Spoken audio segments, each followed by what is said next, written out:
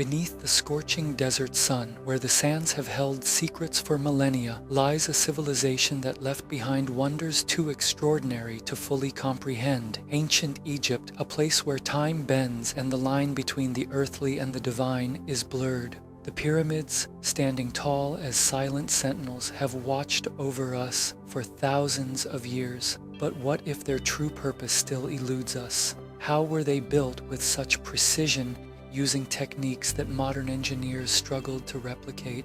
And what of the lost knowledge of the Egyptians? Thousands of scrolls, intricately designed temples, and vast tombs packed with treasures. Yet so much of their language and wisdom remains locked away. Was there a hidden force at work guiding them toward feats that defy logic and reason?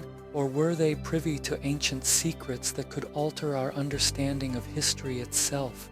These questions have haunted scholars and adventurers for centuries. Tonight, we embark on a journey to uncover the unsolved mysteries of ancient Egypt, exploring the enigma that lies beneath the sands and beyond the known world. So sit back, relax, and let's dive into the unknown. The Great Pyramid of Giza, an awe-inspiring testament to human ingenuity, stands as the last of the 7 wonders of the ancient world, still largely intact. Towering over the desert at an incredible 481 ft, its limestone blocks weighing several tons each fit together with such precision that even the most advanced modern technology struggles to replicate the feat. But despite centuries of study, much of the pyramid's true purpose remains a mystery. Within the core of this monumental structure lies something even more elusive: hidden chambers, secret passageways, and unexplained voids. For thousands of years, scholars have speculated about what might lie beyond the accessible tombs of the pharaohs behind the stone walls that are all too silent when questioned by modern science.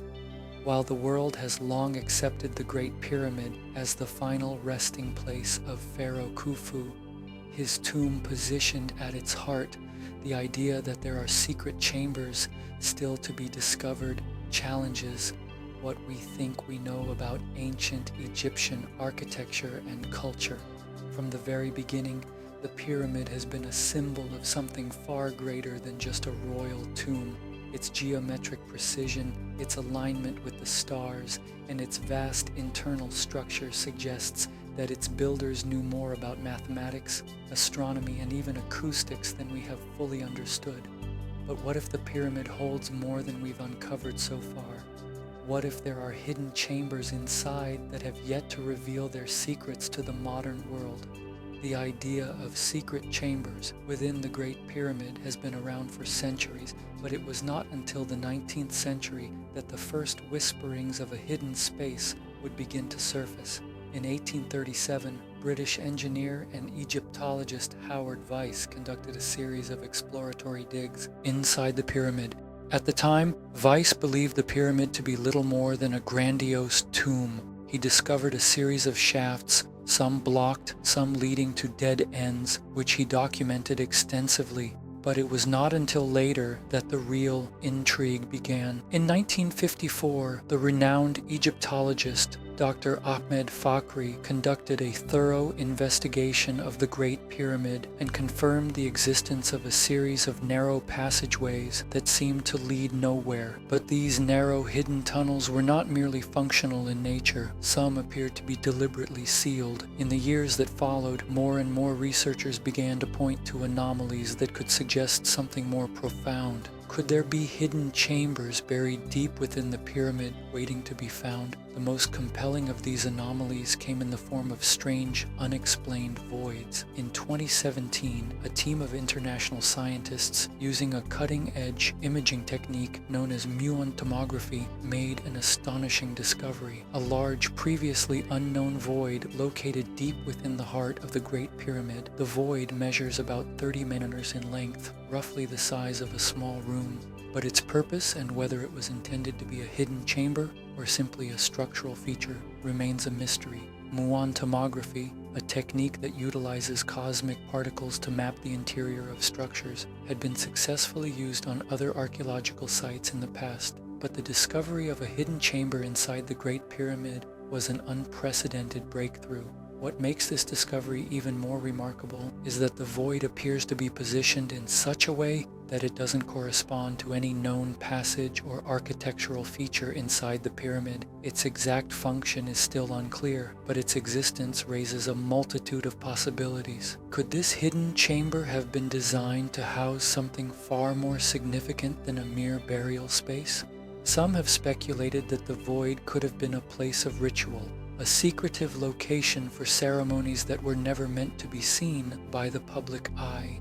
Others believe that the chamber may have been an intentional part of the pyramid's construction, serving a symbolic or astronomical function, aligning with certain stars or celestial events, as other parts of the pyramid appear to do. Perhaps it was meant to embody something larger, a connection to the divine, a conduit for the pharaoh's soul to ascend to the heavens. Yet, no direct evidence has surfaced to suggest what the hidden chamber was for, or even if it was meant to be found. What makes this even more perplexing is the discovery of another set of shafts inside the pyramid, the purpose of which also remains enigmatic. These narrow, slanted tunnels stretch from the king's chamber, but they do not appear to lead to any practical exit. Are they symbolic, intended for the pharaoh's spirit to travel through as part of his journey to the afterlife, or do they conceal something far more earthly, such as treasures or texts lost to time? Some theories suggest that these shafts may even lead to a different kind of chamber, one not of stone but of something else entirely. The idea that the pyramids may have concealed lost knowledge, technologies, or even artifacts from a far older civilization is a subject that continues to captivate alternative historians and archaeologists. While mainstream academia dismisses these ideas as speculative, the notion that the Great Pyramid is more than just a tomb, perhaps a storehouse of knowledge from a civilization lost to history, has long intrigued many, and yet there is a palpable tension in the debate. The voids and chambers inside the pyramid could simply be a reflection of the architectural decisions of the ancient Egyptians, functional yet mysterious in their design. Or perhaps, as some claim, the pyramid holds a key to a deeper understanding of humanity's past, a piece of the puzzle that would rewrite the narrative of ancient Egypt and its extraordinary people. Could it be that we are standing on the edge of a great revelation, one that could change everything we thought we knew about the ancient world? For now, the truth remains just out of reach. The discovery of hidden chambers, voids, and unexplained passageways inside the Great Pyramid only adds to the mystery. But until more is uncovered, we are left with only the questions. What lies hidden inside the pyramid's ancient walls? And what will it take to uncover the secrets that still lie buried in the sands of time? As we continue our journey into the enigmatic depths of ancient Egypt, we now turn our attention to another extraordinary mystery, a structure so elusive, so steeped in legend that it has confounded historians, archaeologists, and explorers for centuries. The lost labyrinth of Har, once described as one of the wonders of the ancient world, remains an enduring puzzle, its secrets still hidden beneath the Egyptian sands. The labyrinth, as it was described by ancient writers, was not just a simple building. It was a vast, sprawling complex, far surpassing the scale of any structure that we know of from the period. Situated near the Fume Oasis around 60 million kilometers south of Cairo, the labyrinth was said to be a monumental work of architecture featuring hundreds of chambers arranged in a maze-like pattern, according to the Greek historian Herodotus, who wrote about it in the 5th century BCE. The labyrinth was far grander than any other man-made structure, with its many rooms and long twisting passageways. Its size, its design, and its apparent mystery all point to something much more than a mere architectural feat. But what exactly was this labyrinth? The descriptions we have are fragmentary, filled with awe and wonder, but also tinged with a sense of the unknown. According to Herodotus, the labyrinth was built by the pharaoh Amenhotep II of the 12th dynasty during the Middle Kingdom. He claimed that the structure had 12 vast courtyards, each one surrounded by a colonnade of pillars and a labyrinthine series of corridors and chambers. Within its walls were statues of the gods, and its design was said to rival even the Great Pyramids in complexity and grandeur. Yet, despite these grand accounts, no physical evidence of the labyrinth has ever been conclusively found. For For centuries, the site was a subject of fascination, with some explorers coming close to unearthing its remains, while others believed that the labyrinth had simply vanished, its ruins swallowed up by time and the shifting sands of the desert. But how could such a magnificent structure said to be a wonder of the ancient world have disappeared so completely? In the early 19th century, the famed French explorer Jean-François Janelong, known for his work deciphering the Rosetta Stone, undertook an expedition to search for the labyrinth. He located the site near the village of Hara, but what he found was puzzling. Although he observed large ancient stone blocks and remnants of a massive structure, there was no definitive proof that this was the labyrinth Herodotus had described. Still, some believed that these ruins were the remains of a building that had once been the labyrinth itself, perhaps destroyed by time, neglect, or the ravages of later dynasties. As decades passed, more expeditions came and went, each offering tantalizing glimpses of what might have been the labyrinth's true form. In 1888, the Egyptian archaeologist Flinders Petrie uncovered a series of large stone blocks near the Hara site, some of which appeared to have been part of a large complex structure. These discoveries sparked renewed interest, and many began to theorize that they were remnants of the labyrinth's walls. However, Petrie himself was cautious, noting that the exact nature of the ruins was difficult to ascertain. No matter how many expeditions ventured into the desert, the labyrinth itself seemed to remain just beyond reach, its elusive form, like the shifting sands, slipping further away with each passing year. And yet the mystery deepens when we consider what the labyrinth might have actually been used for. Some scholars suggest that it was not a place of pure architectural wonder, but rather a complex of religious and ceremonial significance. Could the labyrinth have been built as a grand tomb, or perhaps a sacred site dedicated to the gods?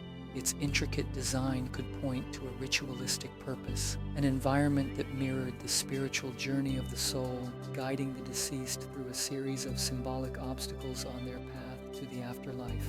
Alternatively, some theorists speculate that the labyrinth might have functioned as a royal palace, its endless corridors designed for both defensive and symbolic purposes, showcasing the grandeur of the Pharaohs and the divine order of the cosmos. Even more fascinating is the idea that the labyrinth was an embodiment of the very nature of the universe itself, chaotic, complex, and ultimately unknowable.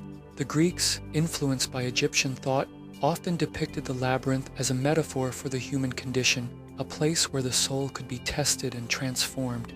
If this was indeed the labyrinth's purpose, then perhaps its disappearance is less a matter of physical decay and more a reflection of its deeper philosophical meaning. Could it be that the labyrinth was never intended to be found, and that its disappearance serves as a kind of metaphor for the mysteries of life itself, forever just out of reach, always tantalizing but never fully understood? Today, the mystery of the lost labyrinth of Hera remains unresolved. Some believe that modern archaeologists, with their advanced technology and methods, may one day uncover the labyrinth's remains. Others contend that the site is nothing more than a myth, an exaggeration of the imagination passed down through the ages. Yet, there are those who argue that there is more to be found, hidden beneath the surface, just waiting to be discovered. But as of now, the labyrinth remains shrouded in mystery, its location uncertain and its purpose open to speculation.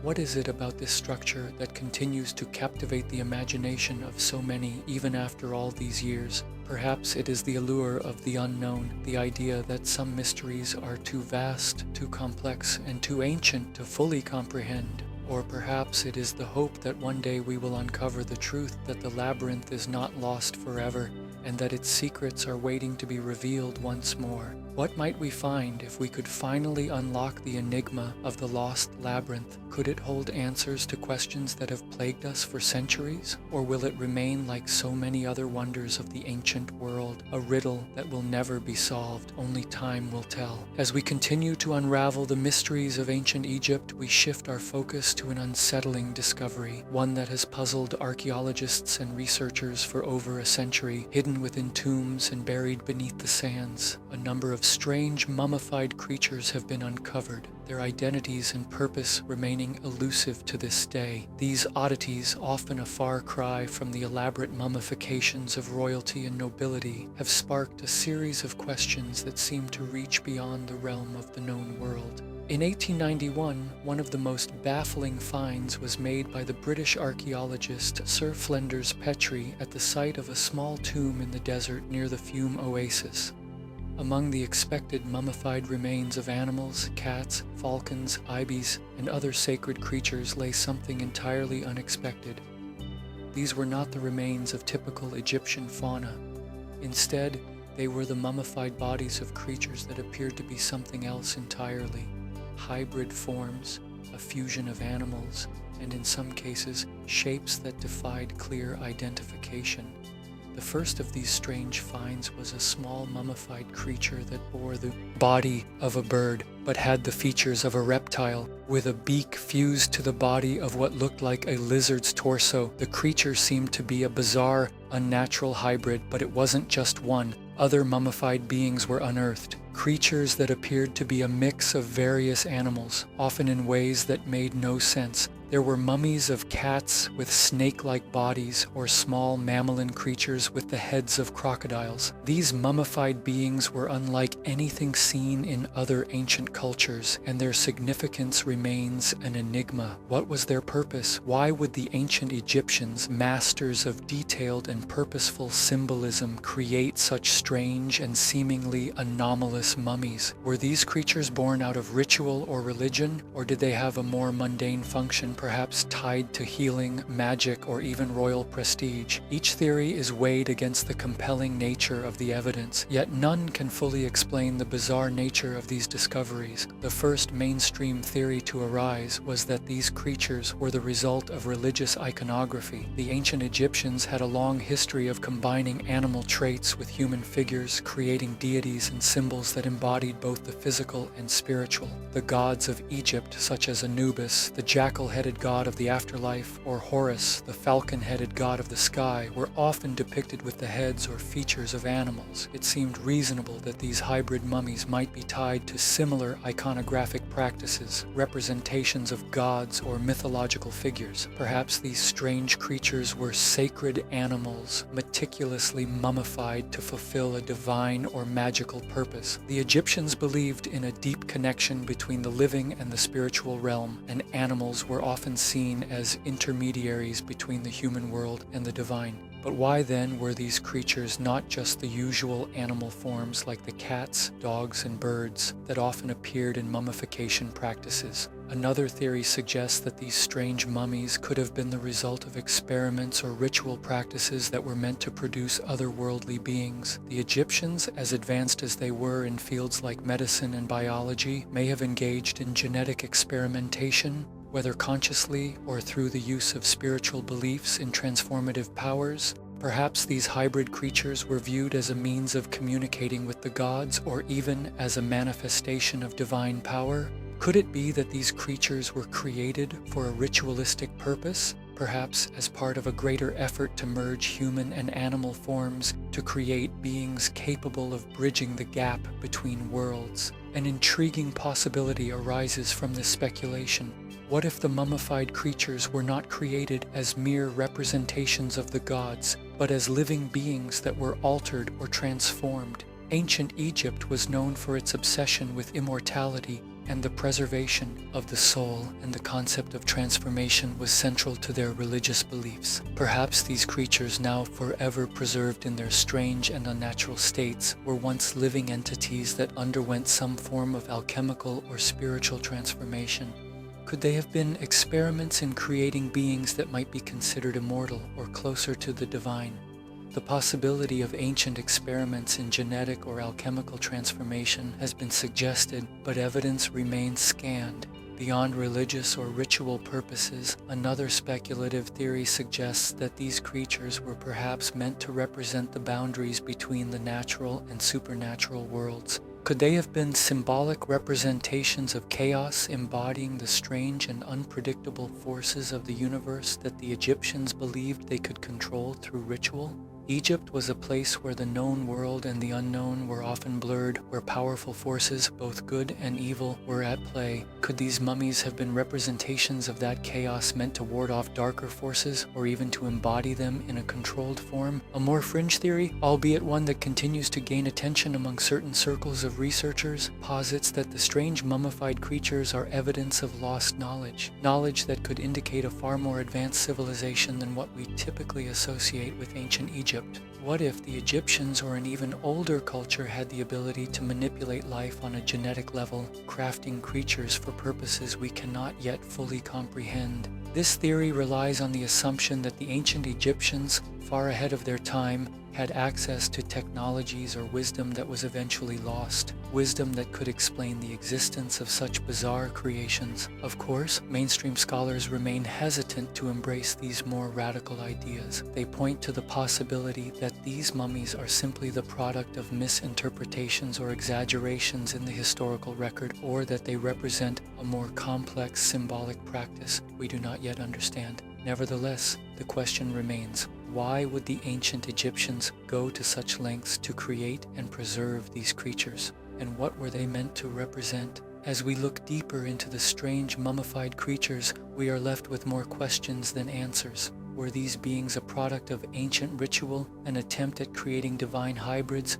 or perhaps the work of forgotten practices or even experiments? The true purpose behind these creatures remains shrouded in mystery, and as new discoveries are made, the possibilities continue to expand. For now, we are left with only fragments, mummified remains that cannot speak, but continue to stir our imaginations and challenge our understanding of ancient Egypt.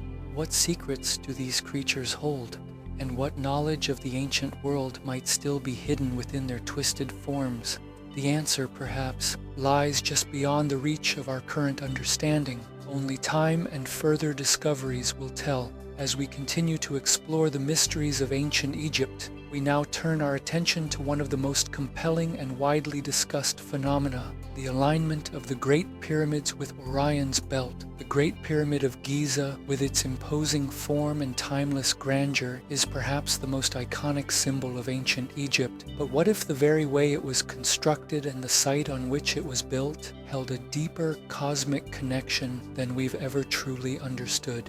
The Pyramids of Giza, specifically the three that stand in alignment on the Giza Plateau, have long fascinated archaeologists, astronomers, and historians alike. Their precise construction, their sheer scale, and their enduring mystery have prompted a range of questions, one of the most persistent being, why these pyramids, and why this particular alignment? The three pyramids are positioned in such a way that they mirror the stars of Orion's belt with uncanny precision. The stars Al-Nitak, Al-Nilam, and Mentaka, which form the recognizable belt of the constellation Orion, are reflected in the same order and relative distance by the three pyramids. This alignment has been acknowledged by scholars for centuries, but its true significance remains a topic of intense debate. Could it be that the ancient Egyptians deliberately designed the pyramids to mirror these stars? Or is this just an improbable coincidence? Orion in Egyptian mythology was closely associated with Osiris, the god of the afterlife. Osiris, who ruled over the realm of the dead, was believed to reside in the stars, particularly in the constellation of Orion. It's said that the Egyptians viewed the rising of Orion in the night sky as a divine event, one that signified the rebirth of the soul and the transition from life to death. The idea that the pyramids, tombs for Egypt's pharaohs, might be aligned with these stars raises a striking question. Was the positioning of the pyramids intended to help the pharaoh's soul ascend to the stars to join Osiris in the afterlife? The ancient Egyptians were keenly aware of the heavens. Their priests, scholars, and architects had an advanced understanding of astronomy, which was integral to both their religious beliefs and their architectural achievements.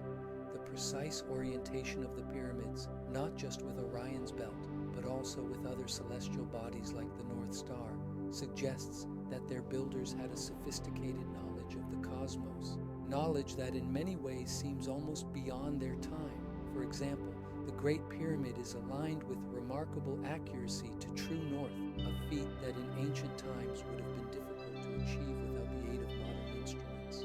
This alignment with the stars, however, suggests that the Egyptians were not just looking to the earth for guidance, but to the sky. They might have believed that by aligning their most sacred structures with the stars, they could facilitate the pharaoh's passage to the afterlife and ensure their eternal place among the gods. But the mystery deepens when we consider the possibility that this alignment was not merely symbolic. What if the location of the pyramids was chosen specifically because of its connection to Orion's belt, rather than as a product of astronomical coincidence? The Great Pyramid, constructed during the reign of Pharaoh Khufu, was designed not only as a tomb, but as a symbol of cosmic order. Its precise positioning and alignment suggest a deliberate effort to connect with the stars, and particularly with the constellation of Orion, which played such a central role in Egyptian religious beliefs. Could it be that the ancient Egyptians were attempting to create a direct link between the earthly realm and the divine realm represented by the stars? The pyramids then may not just have been burial sites, but cosmic gateways, places where the pharaoh's soul could transcend the physical world and join the gods in the heavens. This idea is further supported by the fact that other Egyptian structures, such as the temples of Karnak and Luxor, also display alignments with the stars, particularly Orion. The temple of Ammon at Karnak, for example, is aligned with the rising of the star Sirius, another celestial body of great importance in Egyptian religion. The idea that the pyramids and other sacred structures were intentionally aligned with celestial bodies hints at a much deeper, more complex understanding of the universe than we might have previously imagined. However, while the mainstream theory proposes that these alignments were purely religious in nature, there are alternative theories that push the boundaries of what we know. Some believe that the Egyptians' alignment with Orion's belt goes beyond spiritual symbolism and touches on the possibility of an advanced, even lost form of knowledge or technology. Could the pyramids have been built with the intention of creating a kind of astronomical map, one that was meant to preserve not just the pharaoh's soul, but the knowledge of an advanced civilization, knowledge that may have been lost to time? In this view, the pyramids may have served not only as tombs or temples, but also as a kind of astronomical observatory, or even as beacons guiding humanity toward a higher understanding of the cosmos. Some fringe theories suggest that the alignment with Orion's belt could point to a much older civilization, one that may have existed long before the Egyptian Empire, whose knowledge of the stars was far more advanced than what we currently attribute to the ancient Egyptians. Others speculate that the pyramid alignment might serve as a cosmic clock, a means to track time or astronomical cycles in ways we are only beginning to understand. Could the pyramids have been built to track the precession of the equinoxes, a cycle that spans 26,000 years? This would suggest that the Egyptians had not just a spiritual or religious understanding of the stars, but a highly advanced long-term view of time and cosmic cycles. The pyramids then might be more than just a reflection of divine belief. They could be a form of cosmic engineering designed to align with astronomical events on a scale far beyond the average human lifetime. Even today, with all our advancements in technology, we are still grappling with the true nature of the pyramid's alignment with Orion. While some explanations center around religious symbolism and spiritual beliefs, others venture into the realms of advanced astronomy and even lost technologies. What if the pyramids were not just a reflection of the Egyptians' religious practices, but a manifestation of a deeper, more profound connection between the earthly and the divine? The precise reason why the pyramids align with Orion's belt and what this might reveal about the ancient Egyptians' understanding of the cosmos remains an open question. Was this alignment a deliberate effort to connect with the stars, ensuring the pharaoh's soul's journey to the afterlife? Or was there something more, something that goes beyond our current understanding of ancient Egyptian culture and knowledge? As we look up at the night sky, we are left to wonder, what might still be hidden within the stones of the pyramids? What did the ancient Egyptians know about the stars, and how might it change the way we view not just their civilization, but our own place in the universe? The answers, it seems, are still written in the stars, waiting to be uncovered as we continue our exploration of Egypt's greatest mysteries. we now delve into the curious case of the anomalous tools left behind by the ancient Egyptians. These objects, some of which seem remarkably advanced for their time, have raised many questions among archaeologists, engineers, and historians alike. Were these tools simply the products of their era's ingenuity, or do they point to a deeper, more unexplained mastery of material and craftsmanship? In the vast desert sand scattered across excavation sites, strange tools have been found, tools that defy conventional understanding. They are not just ordinary chisels, hammers, or saws used to carve stone or shape metal, but rather objects that seem to suggest a level of precision, technique, and material knowledge far beyond what we would expect from ancient civilization.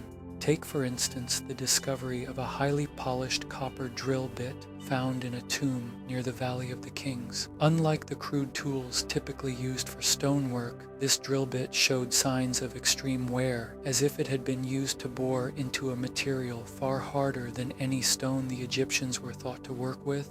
This particular drill bit was unlike anything found in standard archaeological digs. It was not the type of tool one would expect from the Bronze Age. It was smooth, sleek, and showed no signs of the typical wear that ancient tools of its kind would have undergone. The mystery, however, doesn't end there. When scientists attempted to replicate this drill bit, they found it nearly impossible to recreate such a design and durability with the tools and metals of the time. What were the Egyptians drilling with such precision? And what materials were they working with? Some speculated that these tools were used for sacred or ceremonial purposes, while others suggested they were evidence of lost technological knowledge. The enigma deepens when we consider other tools that have surfaced throughout Egypt's rich history of excavation. In the 19th century, a number of strangely shaped objects were uncovered near the pyramids, often referred to as stonework tools. But these tools weren't merely used for construction. They seem to imply a far more complex understanding of material science. One of the most perplexing examples is the discovery of a peculiar granite block found in a burial chamber in Saqqara. This block, unlike typical stone tools, showed evidence of being worked with incredible precision, as though it had been cut with laser-like accuracy. Given that ancient Egyptian tools were thought to consist of basic copper and bronze implements, the methods used to shape such hard granite have sparked intense debate. How then could these tools have achieved such refinement? The problem lies in the nature of the materials themselves. Granite, a rock of extraordinary hardness, would have been difficult to work with using simple copper tools, and yet many of these anomalous objects display the unmistakable signs of precision cutting, sharp edges, intricate designs, and almost no wear from the grinding process. The ancient Egyptians are often credited with using abrasive sands and tools like copper saws to cut stone, but some of these objects suggest that their methods were far more advanced than we thought. One of the most curious tools discovered was a set of intricate copper saws found near the pyramids. These saws, seemingly simple at first glance, were composed of fine copper teeth, some so small and tightly packed that they resembled modern dental tools more than anything from an ancient era. The puzzling aspect of these saws is that they were found alongside blocks of very hard stone, yet there was no sign of wear on the saw blades. How were they able to cut through such dense material without dulling? And why were such sophisticated tools not found elsewhere in the ancient world? Then, of course, there's the question of the materials themselves. Some of the most anomalous tools are made from materials that the ancient Egyptians were not supposed to have been able to craft. The discovery of a small copper cylinder found in the tomb of an unknown pharaoh has baffled researchers. The object, which is less than a foot in length, is made of a copper alloy that is not found in any known Egyptian archaeological sites. The specific mixture of metals found in this cylinder suggests a level of metallurgical sophistication that predates similar alloys found in other ancient cultures by centuries. This raises the question, how did the Egyptians have access to such advanced materials, and where did they acquire the knowledge to work with them? Speculative theories abound as to the true origins of these tools. One common explanation among researchers is that these objects were simply experimental in nature, tools created for specific high-profile tasks by skilled artisans whose knowledge has since been lost to time. But this theory raises further questions. Why would a civilization that was capable of creating some of the most magnificent structures in the ancient world, such as the pyramids, not leave a clearer record of their technological prowess? Was the knowledge behind these tools intentionally hidden or simply forgotten over time? Some even suggest that the existence of these anomalous tools points to the possibility of lost or forgotten technologies.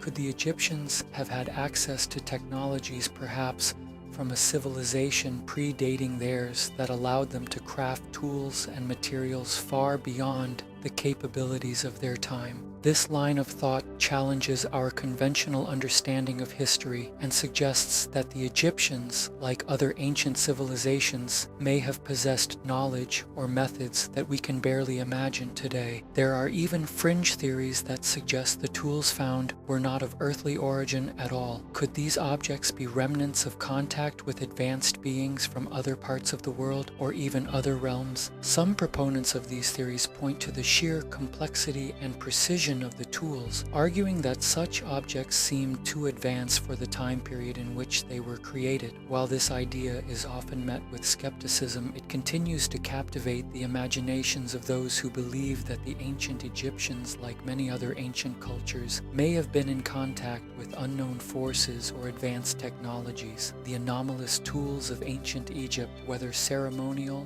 experimental, or the products of forgotten or lost knowledge, remain a tantalizing mystery. Despite centuries of research and excavation, we are still left wondering how these objects were made, why they were created, and whether they hold clues to a deeper hidden history of technological achievement.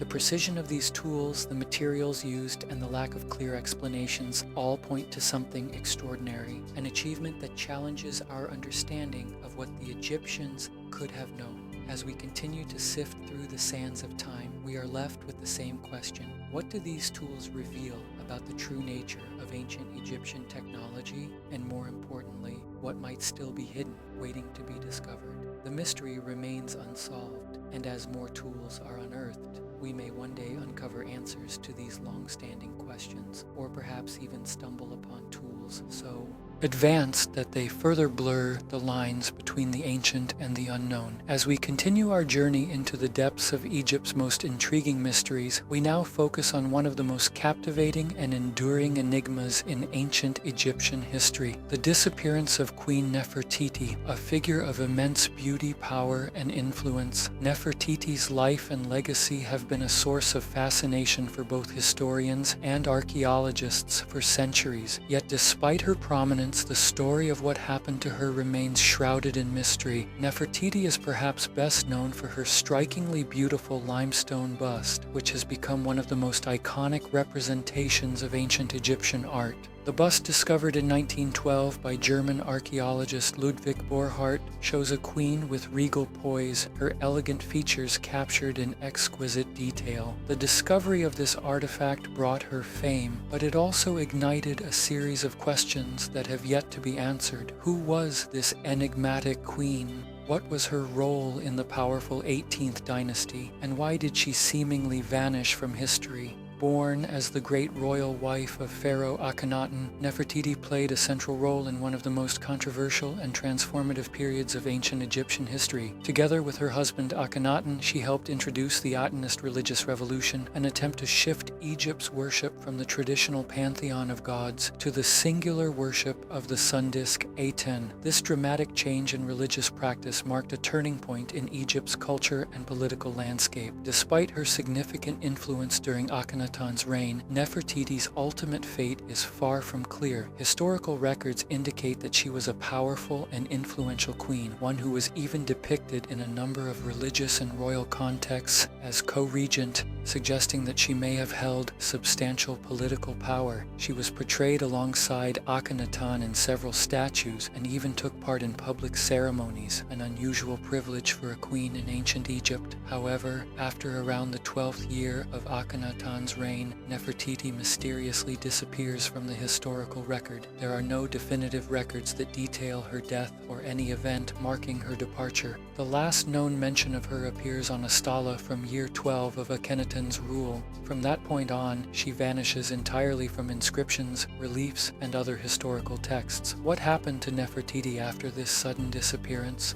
Some scholars believe that Nefertiti may have died, but her death is not recorded due to its potential political sensitivity. Given the unique nature of the Atenist revolution, the disappearance of the queen might have been deliberately hidden from history to protect the royal image. Yet no tomb for Nefertiti has ever been conclusively identified, further adding to the mystery, while her contemporaries, such as Akhenaten and their daughters, left behind well-documented tombs.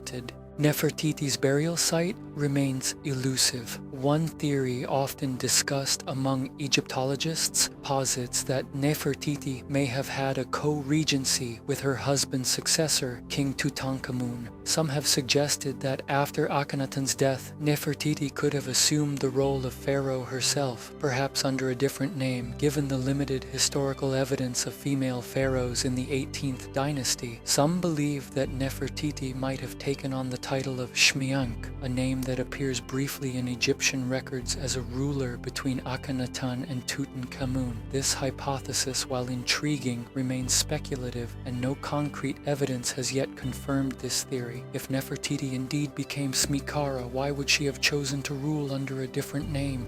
And why is there so little evidence of this period in Egypt's official records? Was it to obscure her true identity, perhaps due to the religious and political instability of the time? If Nefertiti did rule under a different name, it would explain why her sudden disappearance from the historical record is so complete. But this remains a theory, one that can neither be fully confirmed nor denied by the existing evidence. Another line of inquiry suggests that Nefertiti's disappearance was linked to the rise of the next pharaoh, Tutankhamun, who reversed Akhenaten's religious reforms and returned Egypt to the traditional polytheistic worship of the gods. This shift in religious policy might have made Nefertiti's reign, especially her role in the Anist revolution, untenable.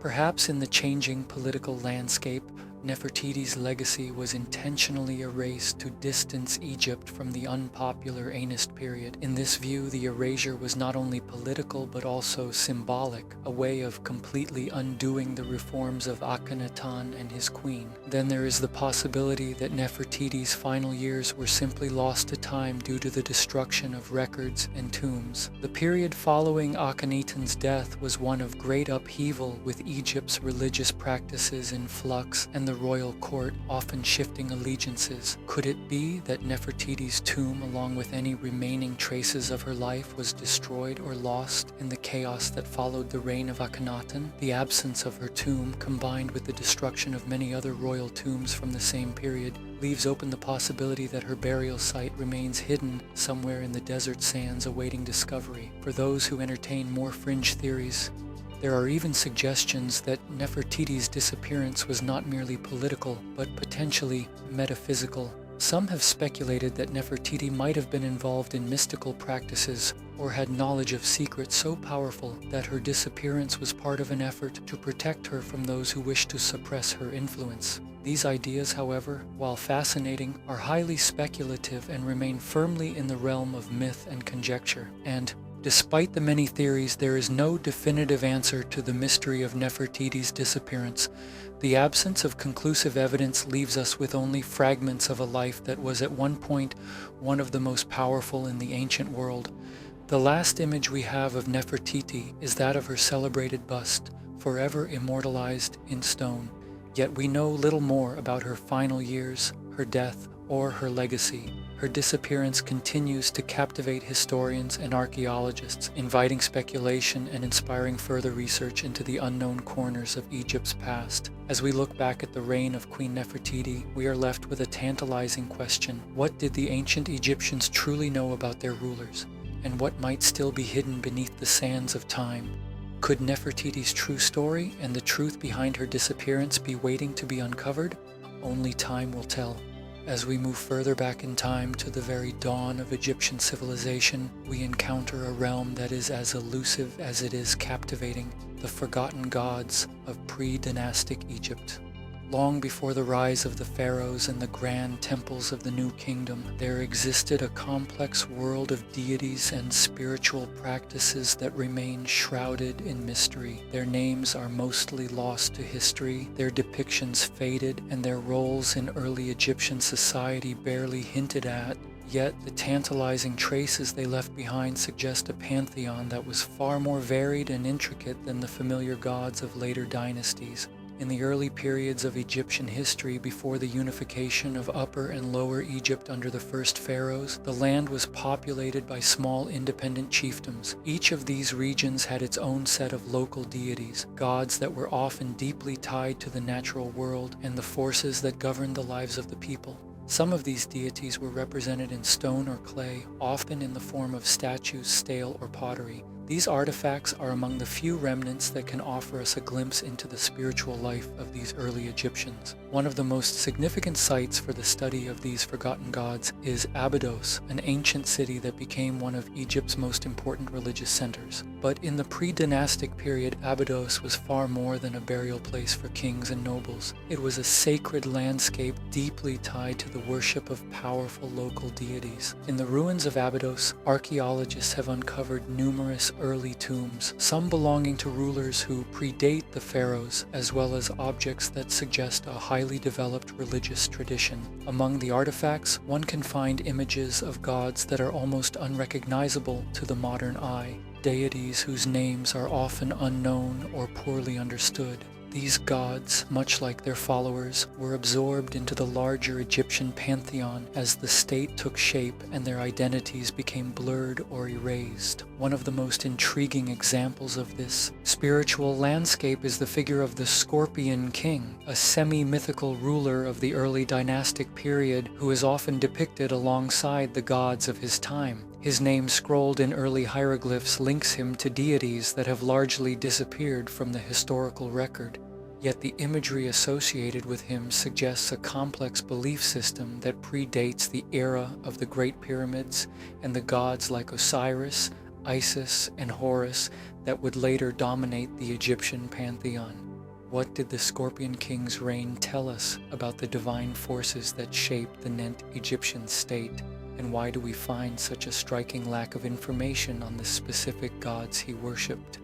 As we peer into the earliest periods of Egypt's history, another mysterious figure emerges, the crocodile god, an entity who has been found in artifacts from as far back as the Badarian culture, a prehistoric society that flourished before the dynastic era. This god was represented in a variety of forms, but the most prominent symbol was that of a crocodile. In later Egyptian mythology, the crocodile was associated with the underworld and chaos, and the god Sobek was often portrayed as a crocodile or a man with a crocodile head. However, the early depictions of this crocodile god in pre-dynastic times seem to show a different role, perhaps one of protection or guardianship rather than destruction. What did the crocodile symbolize to these early people, and why did it remain a potent symbol in Egypt's religious tradition for millennia? At another site near the Nile Delta, the ram-headed god is often found depicted on pottery and in early temple murals.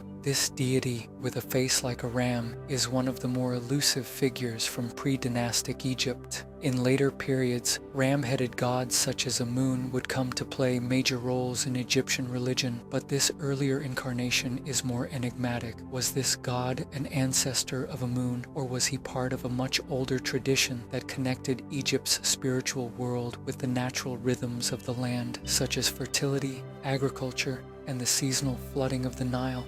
What connection did the ram-headed god have to the local populations of the Delta, and what did he represent to them in their everyday lives? Yet it is not only the gods themselves that spark curiosity, but the very practices of worship and the architecture associated with them. In the pre-dynastic period, sacred sites were often simple open-air temples or shrines with few permanent structures or inscriptions. These early places of worship were often centered around natural features such as rocks, trees, or sacred pools that were imbued with spiritual significance. The god's presence was not confined to elaborate temples or statues, but was believed to inhabit the world itself. How did the early Egyptians experience their gods? Were they more intimately connected to the natural world, perhaps seeing their deities not as distant and anthropomorphic figures, but as forces that shaped the land, the animals, and the very life force of the people? Perhaps one of the most striking examples of this early spirituality is the serpent goddess, whose image has been found on pottery from the Nada period, a time that predates the rise of the first pharaohs. The serpent, often a symbol of both danger and protection, appears throughout ancient Egyptian mythology, from the goddess Wajet, who guarded Lower Egypt, to the iconic Abros, the serpent swallowing its own tail, which symbolized eternity. However, the serpent goddess of the pre-dynastic period is shrouded in ambiguity. Her exact role, her relationship to other gods, and her significance within the broader religious landscape of Egypt are largely unknown. Why did the serpent hold such power in the early Egyptian imagination, and how did it evolve into the more familiar gods that would come later? As we attempt to unravel the mystery of these forgotten gods, we encounter a profound challenge: the lack of clear records and the constant rewriting of history. As Egypt moved from small independent tribes to a unified state, many of the gods and traditions of the pre-dynastic period were incorporated, blended, or completely supplanted by the rising dynastic cults. The pharaohs sought to unify the land not only through military might, but through religious integration. In doing so, they often redefined or erased the gods of the past, subsuming them into the greater narrative of the state.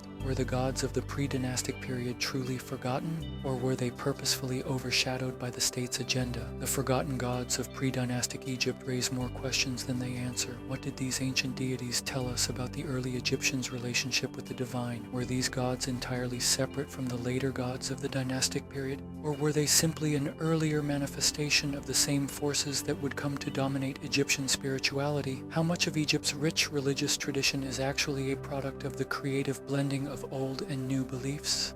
As we look deeper into the shadows of Egypt's early history, we are left to ponder what lies hidden beneath the sands of time in the forgotten gods of pre-dynastic Egypt. Could they hold the key to understanding the very origins of Egypt's spiritual journey? The answers, it seems, are just beyond our reach, waiting to be uncovered. If only we can decipher the ancient symbols that still remain. As we turn our attention to another of Egypt's greatest mysteries, we find ourselves staring at the very symbols that have come to represent one of the most enduring civilizations in human history. The hieroglyphs, those intricate, graceful carvings that adorned the walls of temples, tombs, and monuments, remain one of the most enigmatic aspects of ancient Egypt. These symbols, often seen as nothing more than ornamental or decorative, are actually the key to understanding the ancient Egyptians' worldview, their society, and their connection to the divine. Yet, despite their ubiquity and importance, the origin of these hieroglyphs remains shrouded in mystery. The hieroglyphs are iconic. They evoke images of grand stone monuments and the majestic pyramids. But the question that lingers is, where did these symbols come from? How did a simple pictorial language evolve into one of the most sophisticated systems of writing the world has ever known? The first traces of hieroglyphic writing appear during Egypt's early dynastic period, around 3100 BCE. It is here that we encounter some of the earliest examples of hieroglyphic script carved on artifacts such as the famous Nar palette, a ceremonial stone slab that commemorates the unification of Upper and Lower Egypt under the first pharaoh Nar. The symbols on this palette, though rudimentary by later standards, hint at a complex system of representation. What is striking about these early inscriptions is that they were already a highly organized script, each symbol corresponding to a sound, a concept, or a thing. This makes it clear that by the time Egypt's first pharaohs ascended the throne, the foundation for a sophisticated writing system was already in place. But how did this system come to be? The answer remains elusive. Historians and archaeologists agree that hieroglyphs were likely developed over time, drawing from older forms of symbolic communication. Many believe the origins of hieroglyphs can be traced to the early pre-dynastic period long before Egypt's unification. In fact, the roots of hieroglyphic writing may lie in the ancient Egyptians' use of pictographs and symbols to represent objects and concepts. Evidence suggests that pre-dynastic Egyptians used simple drawings carved onto pottery, rock, and other materials as a way to convey meaning. These images might have been crude, but they were stepping stones to something more elaborate. One theory proposes that hieroglyphs evolved directly from these early pictographs. Over time, these rudimentary images were stylized and refined, eventually becoming the intricate system of symbols we associate with hieroglyphic writing today. The transition from a purely pictorial system to one that included phonetic symbols, characters representing sounds, was a monumental shift. It suggested a profound leap in cognitive and linguistic development. Was this a gradual evolution, or did the Egyptians suddenly create this complex system almost overnight?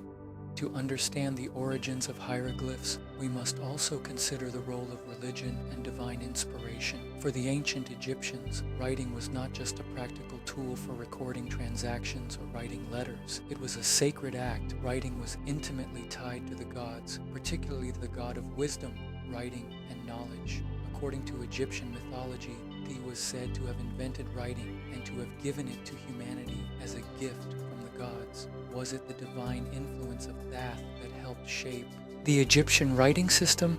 Or did the Egyptians see their writing as a direct reflection of the divine world? Was the creation of hieroglyphs an act of divine inspiration or the result of more practical human ingenuity? The connection between writing and the divine becomes even more pronounced when we look at the use of hieroglyphs in Egypt's monumental architecture. From the grand temples of Karnak to the tombs of the Valley of the Kings, hieroglyphs were used to convey not only historical events but also religious texts and prayers. The walls of these structures were inscribed with passages from the Book of the Dead, a guide for the soul's journey into the afterlife, and other sacred writings designed to ensure the deceased's safe passage to the realm of the gods. The careful, deliberate carving of these symbols suggests that they were considered sacred objects themselves, representations of the gods' power meant to endure for eternity. Despite these insights, the precise moment when hieroglyphs truly began to take form remains an enigma. The gradual evolution of the script from simple pictographs to the fully realized system seen in the Old Kingdom is well documented, but the specifics of that transition are still unclear. Did the Egyptians simply refine a system that had existed for centuries, or was there an external influence, possibly from neighboring regions, that catalyzed the creation of hieroglyphs? Some scholars have suggested that the development of hieroglyphs may have been influenced by other ancient writing systems from the surrounding regions. For example, there is evidence of early writing systems in Mesopotamia and the Levant that predate the Egyptian hieroglyphs. Could the ancient Egyptians have borrowed elements from these systems, perhaps adapting them to fit their own linguistic and religious needs? While there is no direct evidence of such borrowing, the idea raises interesting possibilities. Could the development of hieroglyphs have been a cross-cultural exchange, a fusion of ideas and practices from different ancient civilizations? Yet there are also those who argue that the Egyptian writing system was entirely indigenous, born from the unique worldview and religious beliefs of the Egyptian people. This theory suggests that hieroglyphs were the natural outgrowth of the Egyptians' profound connection to their environment and their desire to communicate with the divine. The Egyptians believed that writing had the power to control and manifest the forces of nature, and that the act of writing itself was a form of magic. In this view, the creation of hieroglyphs would not have been a mere practical development, but a sacred, divine act. In addition to these speculative theories, there is another layer of mystery surrounding the origins of hieroglyphs: the sheer complexity of the script itself. Over the centuries, hieroglyphs evolved to include hundreds of symbols, each representing a specific sound, object, or idea. The intricacy of the script suggests a level of sophistication that seems almost out of place for a society that was still in its formative stages. How could such a complex system of writing emerge so early in Egypt's history? Was this an example of human ingenuity at its peak, Or was there something more, perhaps even divine inspiration behind the rapid development of such an advanced system? The mystery of the hieroglyphs, their origins, and their development remains an open question, one that may never be fully answered. We can trace the script's evolution, study its symbols, and make educated guesses about how it came to be. But the true origins of Egypt's iconic writing system may forever elude us. What we do know is that hieroglyphs were not merely a form of communication. They were a link between the mortal world and the divine. And in the end, perhaps the mystery of their origin is a reflection of the very mystery of Egypt itself, complex, enduring, and elusive, inviting us to keep searching for answers in the sands of time. As we continue our journey through the enigmatic world of ancient Egypt, we step into the realm of one of the most intriguing and mysterious associations that has surfaced over the centuries: the Rosicrucian connection to Egypt. The Rosicrucian order, a mystical and secretive organization that emerged in Europe during the early 17th century, is said to have roots that extend far back into the ancient world. But could it be that the wisdom and secrets of ancient Egypt were passed down through hidden channels, ultimately inspiring the Rosicrucian in ways that remain largely unknown to the public? The origins of the Rosicrucian movement are shrouded in mystery. In 1614, a pamphlet was published in Germany under the title FMA Fraternitatis, announcing the existence of the Rosicrucian Brotherhood, a secret society dedicated to the pursuit of esoteric knowledge, alchemy, and the ancient mysteries of the world.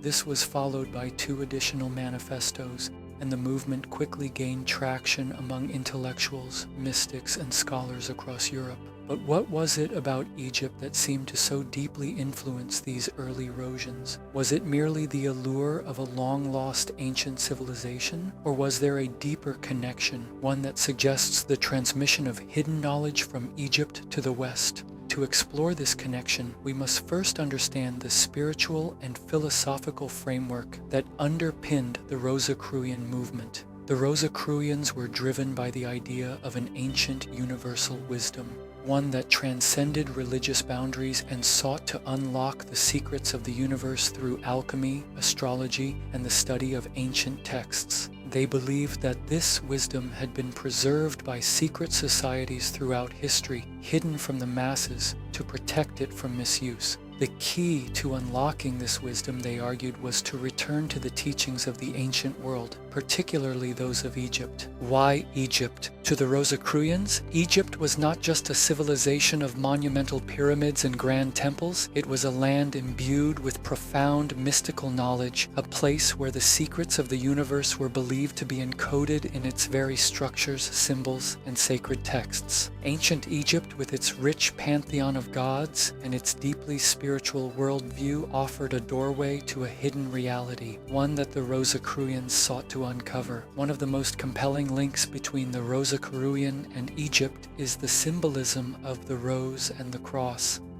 a central motif in the Rosicrucian tradition.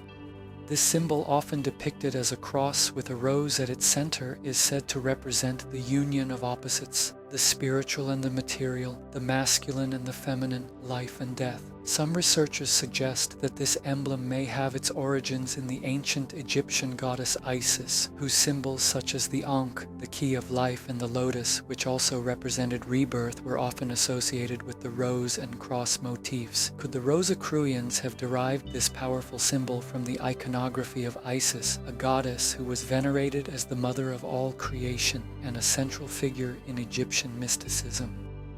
Moreover, the Rosicrucian focus on alchemy, which played a central role in their spiritual practices, also seems to echo the ancient Egyptian pursuit of transmutation and immortality.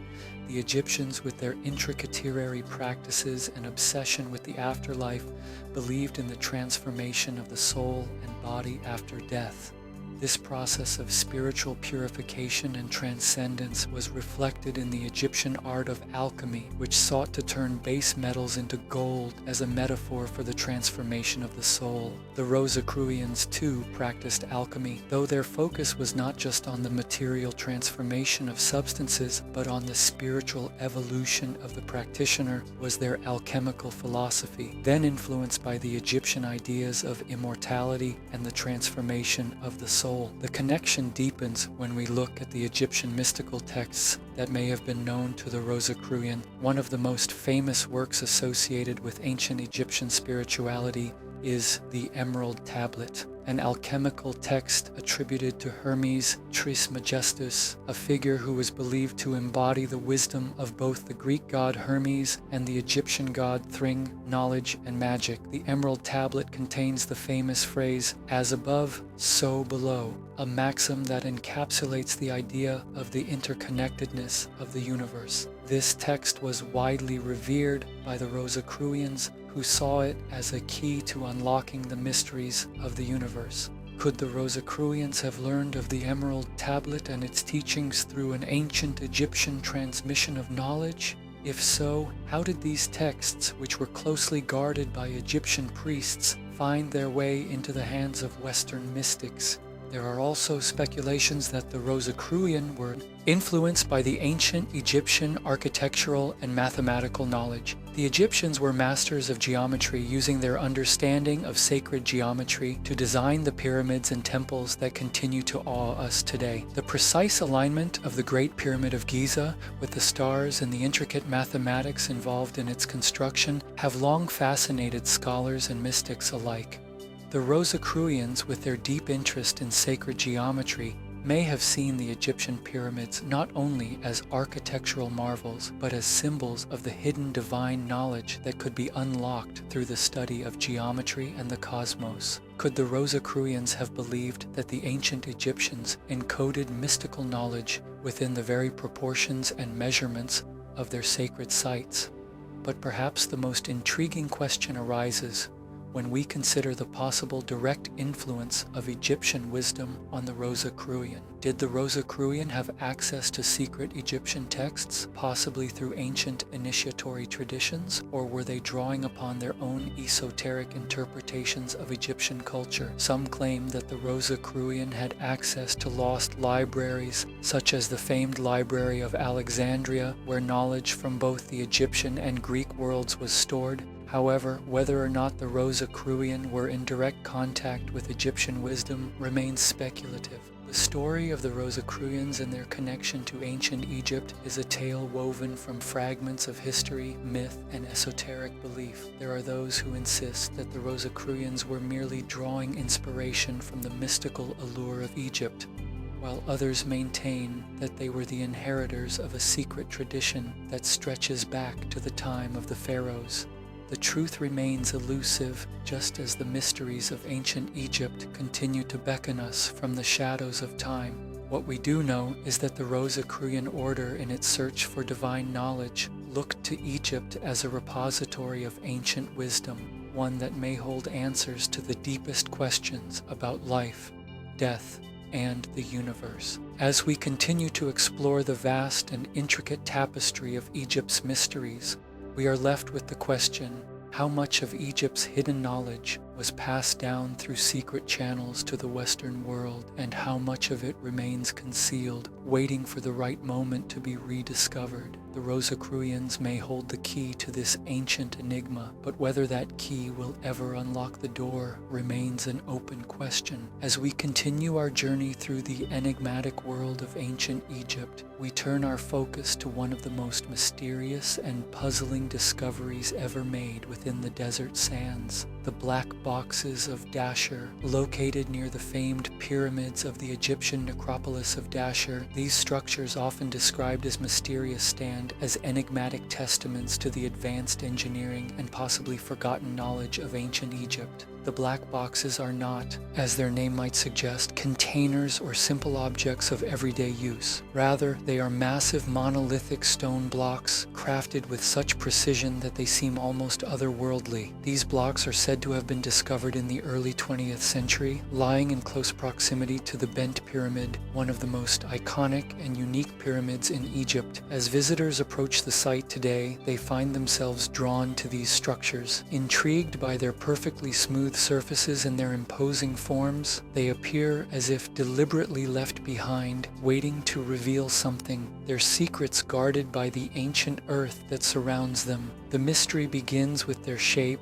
perfectly rectangular and strangely uniform. These black stone blocks appear to have been meticulously shaped, but without any clear indication of how they were carved or what purpose they served. Unlike the rough-hewn stones typically found at other pyramid sites, these blocks exhibit a level of craftsmanship that speaks of an almost modern sophistication, yet there are no inscriptions or carvings on their surfaces, leaving their origins and purpose open to interpretation. Mainstream archaeologists suggest that these blocks were likely remnants of a construction project or ritual, possibly related to the nearby Bent Pyramid, which was constructed during the reign of Pharaoh Neferu, an early ruler of Egypt's Old Kingdom. The pyramid itself, remarkable for its unusual angle and shape, has long puzzled scholars, and some believe that the black boxes could have been part of the pyramid's original complex or temple grounds.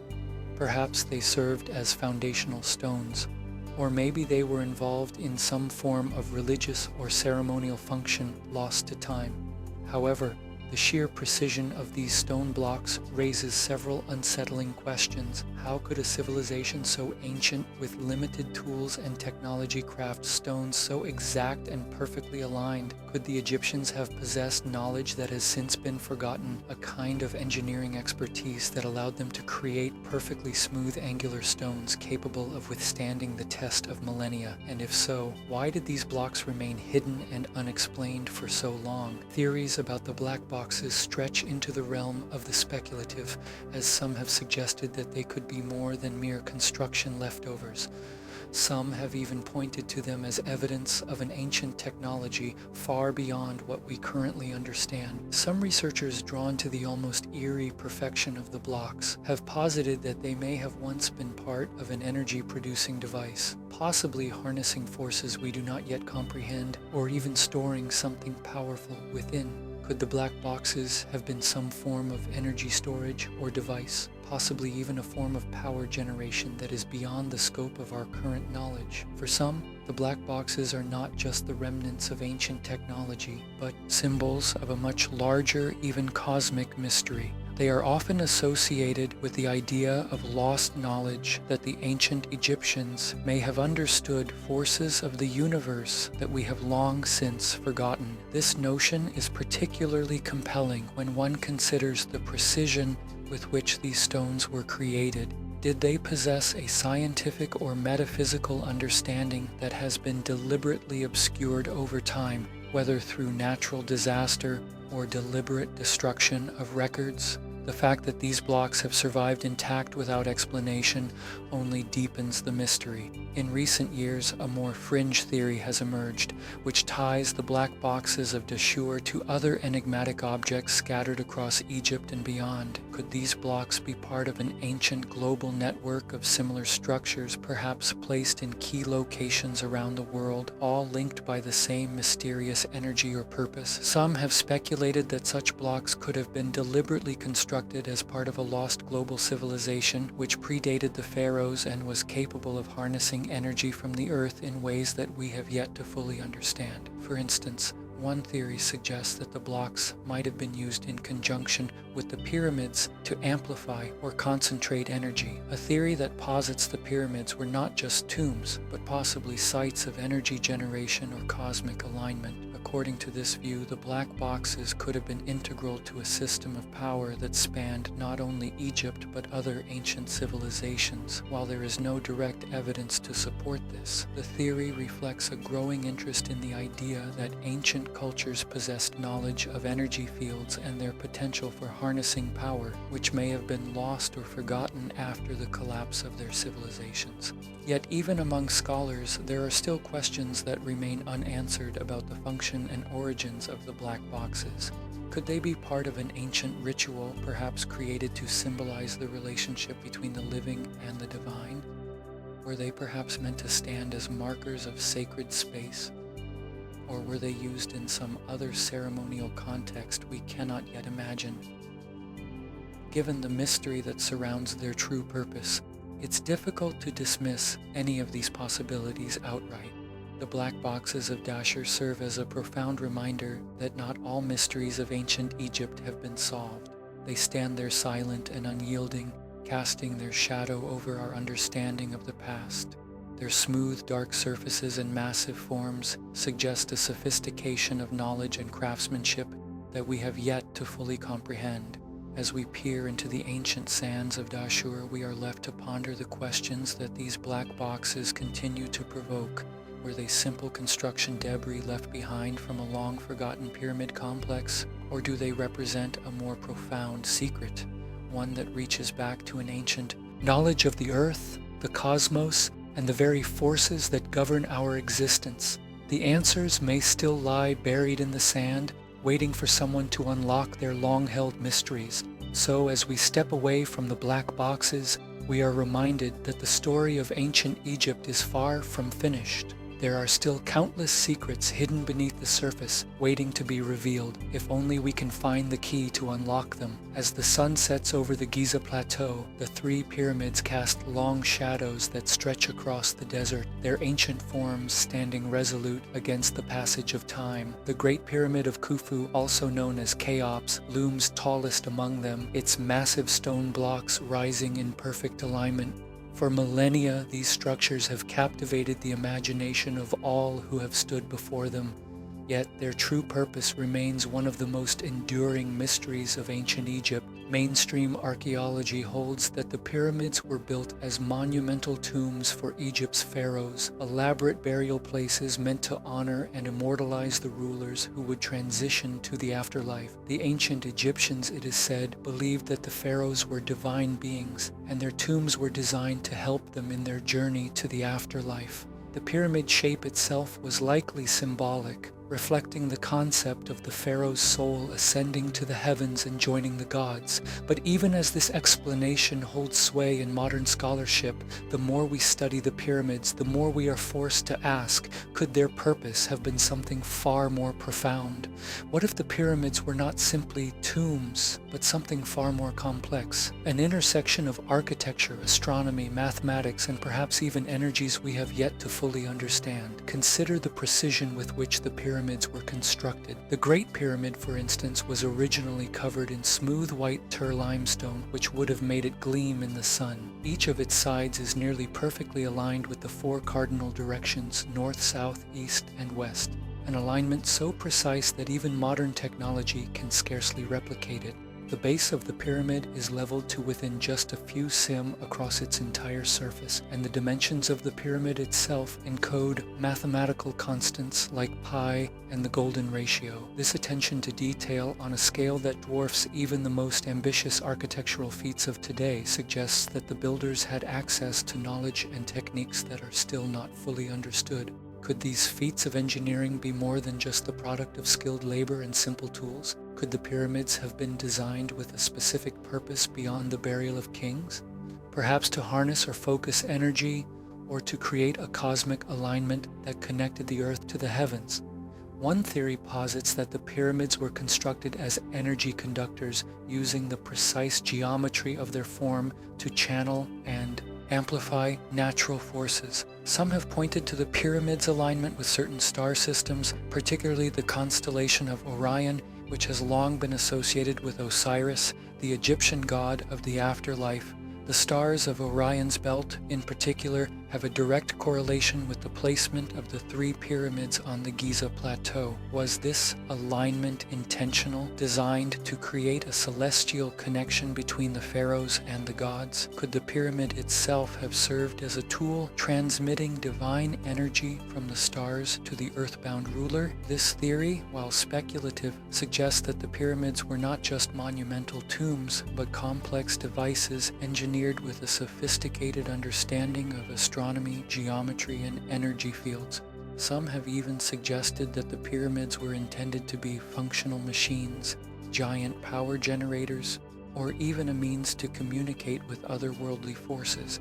The precise shape and proportions of the Great Pyramid, for example, mirror the shape of a modern-day pyramid antenna, which is used to transmit energy across vast distances. Could the ancient Egyptians have designed the pyramid to harness and focus the natural energies of the earth, or even to interact with forces beyond our current understanding?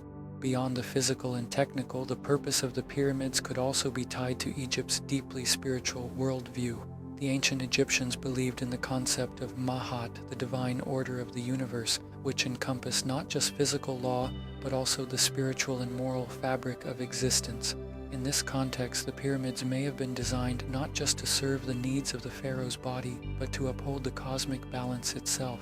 Perhaps the pyramids were seen as stabilizing structures both spiritually and physically, acting as gateways between the human and divine worlds. The question of the pyramid's true purpose is made even more puzzling when we consider the ongoing mystery of their construction. It is widely accepted that the Great Pyramid was built during the 4th dynasty of Egypt around 4,500 years ago, but the sheer scale and complexity of the pyramid's construction challenges conventional explanations. Traditional theories suggest that thousands of laborers used simple tools, copper chisels, ramps, and ropes to cut and move the massive stones. Yet no definitive records exist that explain exactly how such a colossal undertaking was achieved. The process remains one of the most debated and contentious topics in archaeology. Some fringe theories have emerged over the years, suggesting that the pyramids may have been constructed with the help of lost technologies, possibly involving some form of anti-gravity or advanced machinery that has long since disappeared from the historical record. These ideas, while not widely accepted in the academic community, reflect the profound mystery surrounding the construction process. How could a civilization that lacked the technology we have today manage to create such monumental structures without leaving behind any clear explanation for their methods? And then there is the enigma of the pyramid's symbolic meaning. While the mainstream view sees the pyramids as tombs for the pharaohs, other interpretations abound. Some believe that the pyramids were designed to represent the primeval mound of creation, a concept that was central to ancient Egyptian cosmology. This mound, which emerged from the watery chaos of the primeval sea, was believed to be the place where the gods began their work of creation. Could the pyramids have been symbolic representations of this sacred mound, a physical manifestation of the cosmos itself? As we delve deeper into the mystery of the pyramids, the questions only seem to multiply. Were they merely tombs for the pharaohs, or did they serve a more profound, even cosmic purpose? Were the ancient Egyptians using the pyramids to unlock hidden energies? Or were they aligning the earth with the stars to establish a connection with the gods? And what of the methods of construction? Were the ancient builders simply incredibly skilled? Or was there something more at play, something that modern science has yet to uncover? The truth perhaps is that the true purpose of the pyramids remains one of the greatest unsolved mysteries of ancient Egypt. As we look at these awe-inspiring structures today, we are left to wonder what secrets lie hidden within their stone walls, and what ancient knowledge might still be waiting to be uncovered as we continue to search for the answers that have eluded us for thousands of years. As we continue to unravel the mysteries of ancient Egypt, we now find ourselves drawn to one of the most elusive and enigmatic texts ever to surface from the sands of time, the Book of Thoth. Long thought to be a mere legend, this sacred manuscript is said to hold the knowledge of the gods themselves, and its very existence has fascinated scholars, mystics, and adventurers for centuries. The Book of Thoth is often described as an ancient Egyptian text containing secrets so powerful and so profound that its very words were said to have the ability to shape the fabric of reality itself. According to legend, it was written by Thoth, the god of wisdom, writing, and magic, who was believed to have created the written word and recorded the knowledge of the gods. Thoth, depicted with the head of an ibis, was not just a deity of knowledge but also of judgment, wisdom, and the afterlife.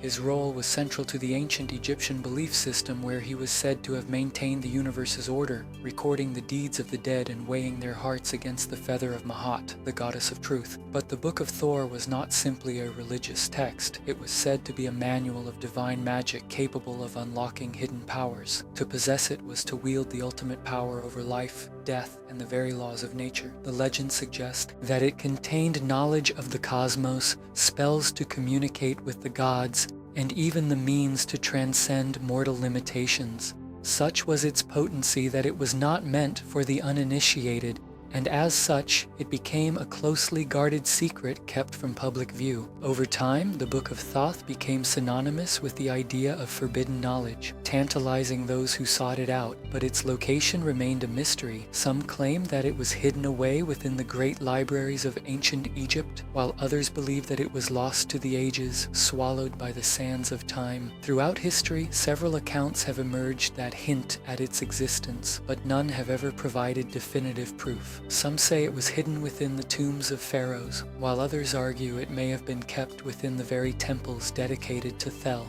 the first recorded mention of the Book of Thoth's role in writing it. In the Emerald Tablets, a set of mystical writings attributed to the god Hermes Trismegistus, a figure often associated with Thoth, there are references to the book as a source of divine wisdom, said to be hidden from those who would misuse its power. According to these accounts, the book was so potent that it could not be entrusted to mortals, lest they fall prey to its overwhelming power. It was believed that the knowledge within the book could allow one to communicate directly with the gods and unlock the mysteries of the universe, offering a deeper understanding of life, death, and the afterlife. In one particularly compelling story, the Book of Thoth is said to have been guarded by powerful magical forces and hidden away in an undisclosed location. Ancient Egyptian texts speak of a priesthood charged with keeping it safe. Priests who were entrusted not only with the rituals of the temples, but with the responsibility of protecting the sacred knowledge contained within the book. These priests, it is said, would have been specially trained in the arts of magic and would have been among the few individuals who had access to the Book of Thoth. Yet even they were warned of the dangers of meddling with such profound knowledge. In some accounts, the book was described as possessing a curse. Those who sought it without the proper understanding or preparation would be doomed to suffer dire consequences. Over the centuries, the legend of the Book of Thoth has only grown, becoming a central theme in occult and esoteric traditions. It is said to be the inspiration behind many other magical texts, each claiming to hold a piece of the divine knowledge that the Book of Thoth contained. These texts, such as the Tibetan Book of the Dead and the Egyptian Book of the Dead, are often seen as attempts to capture fragments of the ancient wisdom passed down through the ages, but none are believed to hold the full breadth of the knowledge that was said to have been contained within the Book of the. Despite its prominent place in mysticism and mythology, the Book of Thoth remains elusive in the archaeological record. No physical evidence has ever been found to confirm its existence, and yet its legend persists.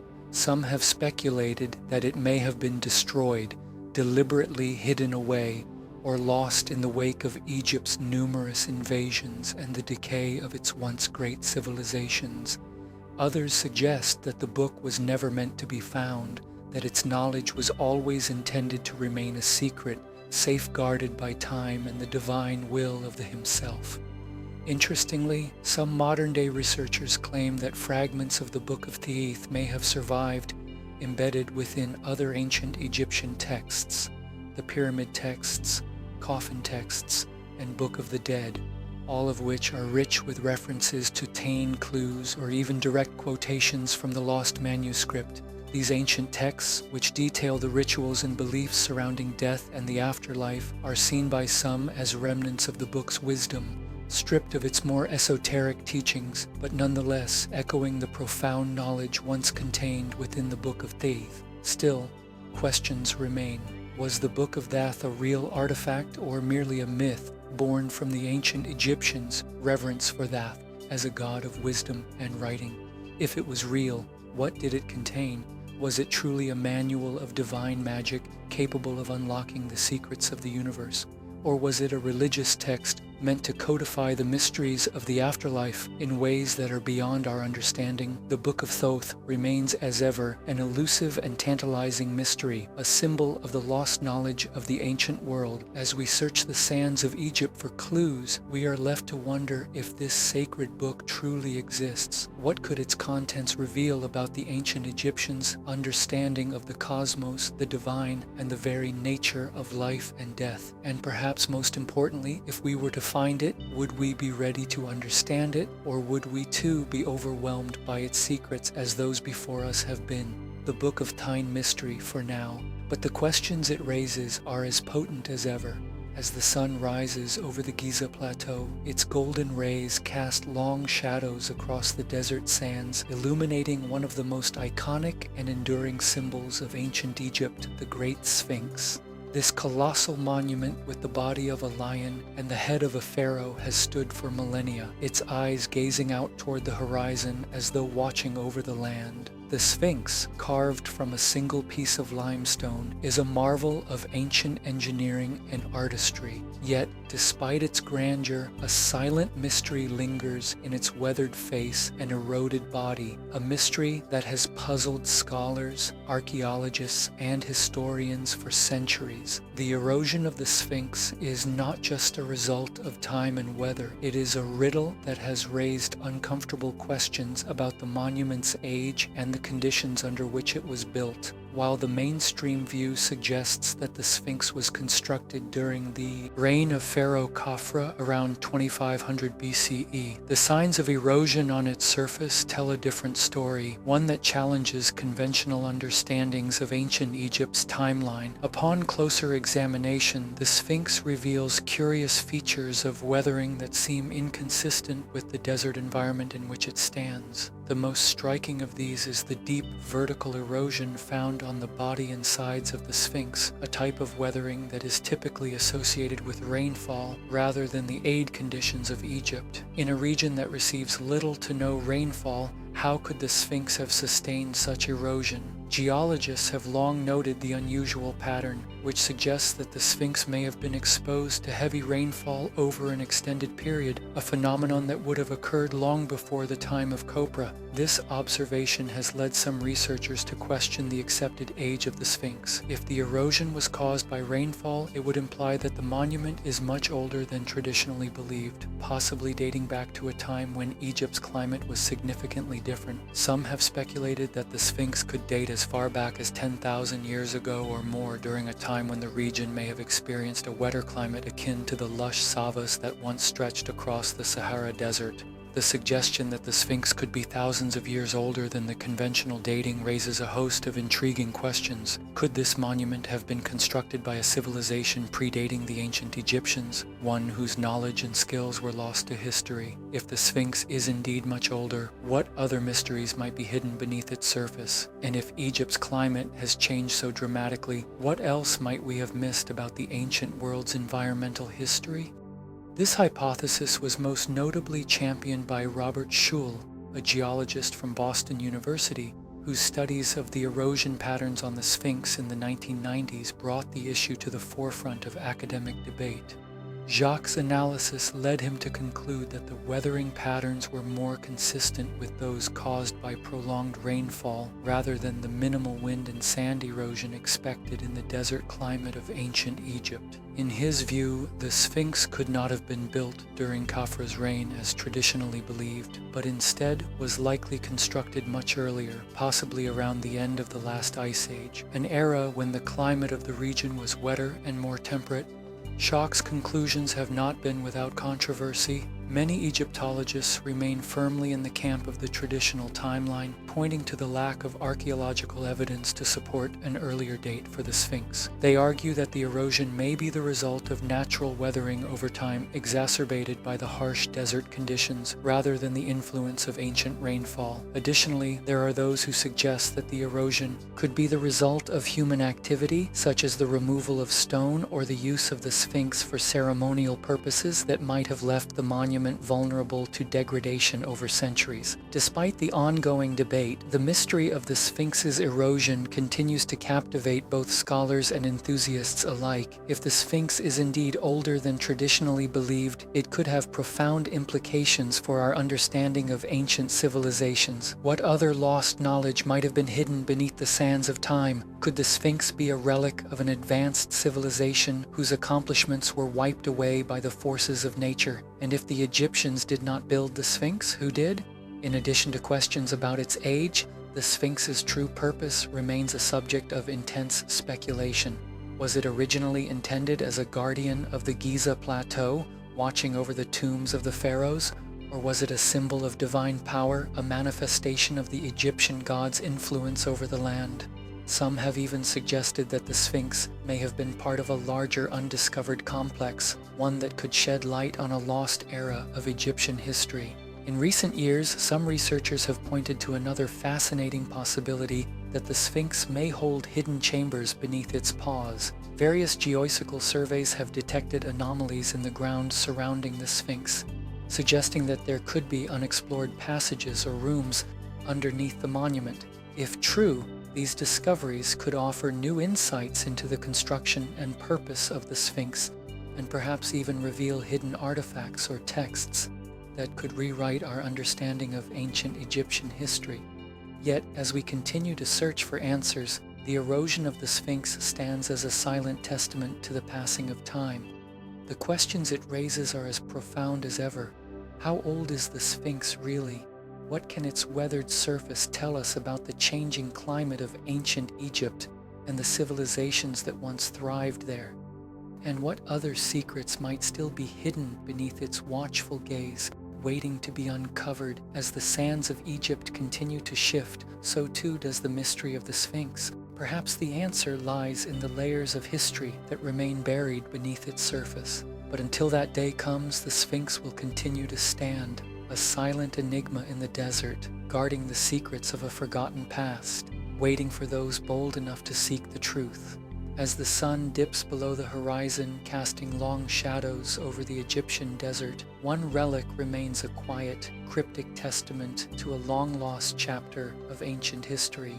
The inventory stela of Pharaoh Tutankhamun, located near the Valley of the Kings. This seemingly unassuming stone slab carries a message that has confounded scholars for generations. Standing at just over 3 ft tall, the stela is etched with a series of inscriptions that recount the contents of the royal tombs of the early New Kingdom.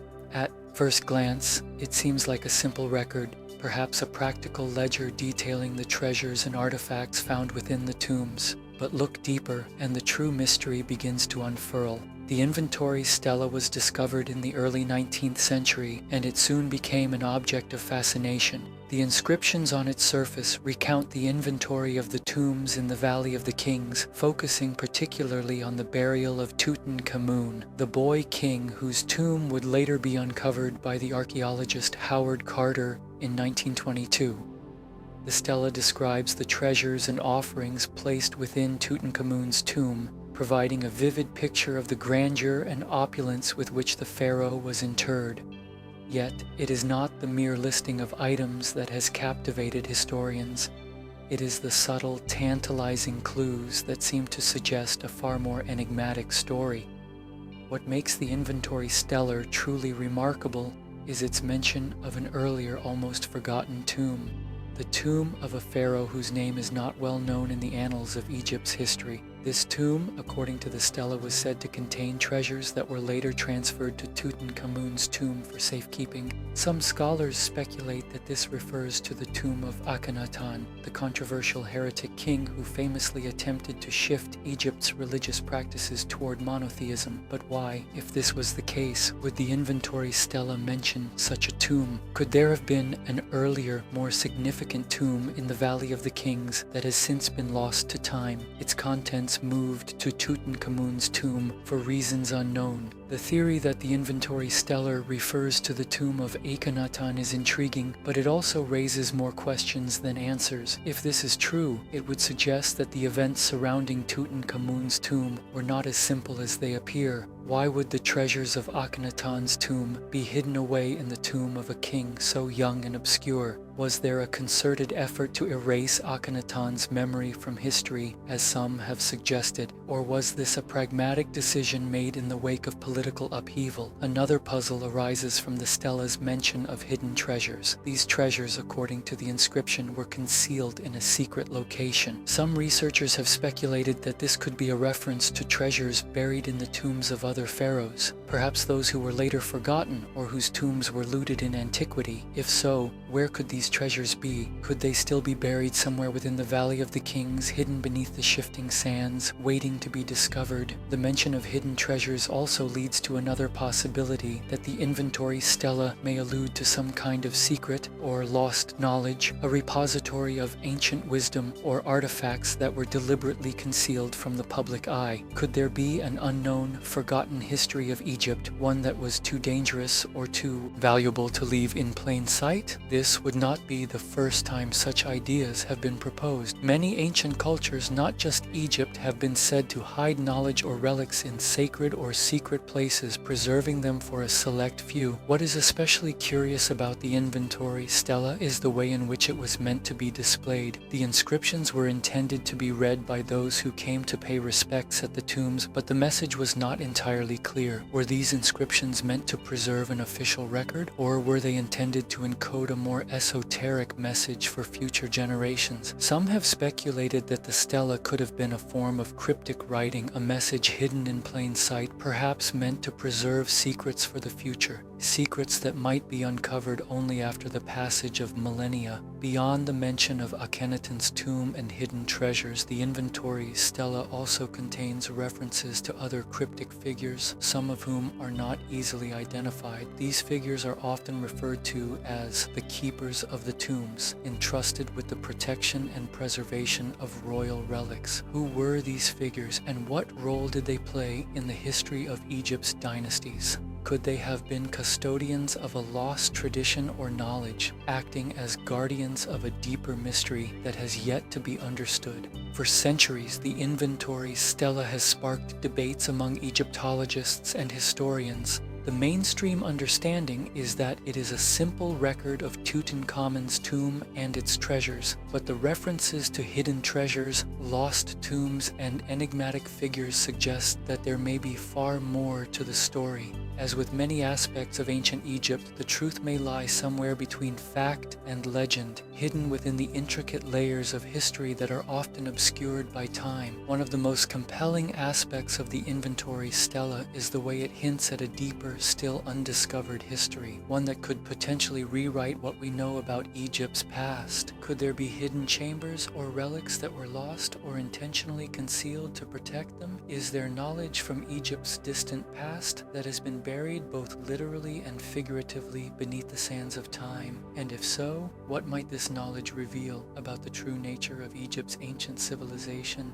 and the mysteries it held? The mystery of the inventory stela persists, inviting us to look beyond the surface of history and to question what we have been told. While the stela itself is an important historical artifact, its cryptic message suggests that there is far more to discover beneath its inscriptions. What secrets lie hidden within the stela's lines of text? And what truths might we yet uncover from the forgotten corners of ancient Egypt's history? As we continue to unravel these mysteries, we are left to wonder what else might still be waiting to be uncovered just beneath the surface, beneath the towering columns of the Egyptian Museum in Cairo, where thousands of ancient treasures are carefully displayed for the world to marvel at, lies an even deeper mystery, one that remains hidden from the public eye. The museum itself, a monumental institution that houses the largest collection of ancient Egyptian artifacts in the world, is a treasure trove of history, from the golden mask of Tutankhamun to the intricate papyri of the Middle Kingdom. It is a place where the past is preserved and where secrets are kept. But what lies beyond the brightly lit exhibition halls, tucked away in hidden storerooms and forgotten corners, might be just as extraordinary, if not more so. For decades, rumors have circulated about the hidden artifacts of the Cairo Museum. Some say that entire rooms are filled with objects that have never been displayed, their significance unknown to all but a select few. These artifacts, tucked away in storage and often forgotten by the general public, could hold clues to some of Egypt's most enduring mysteries, artifacts that could redefine what we know about the ancient civilization. But why then are they hidden? The museum's basement is home to thousands of artifacts that remain cataloged but out of sight. Only a handful of scholars and archaeologists are granted access to these spaces, and it is here that the secrets of ancient Egypt may still be waiting. Among the treasures locked away in this subterranean realm, there are items so enigmatic that they defy explanation. Some of these artifacts are simply oddities, objects whose purpose cannot be easily discerned.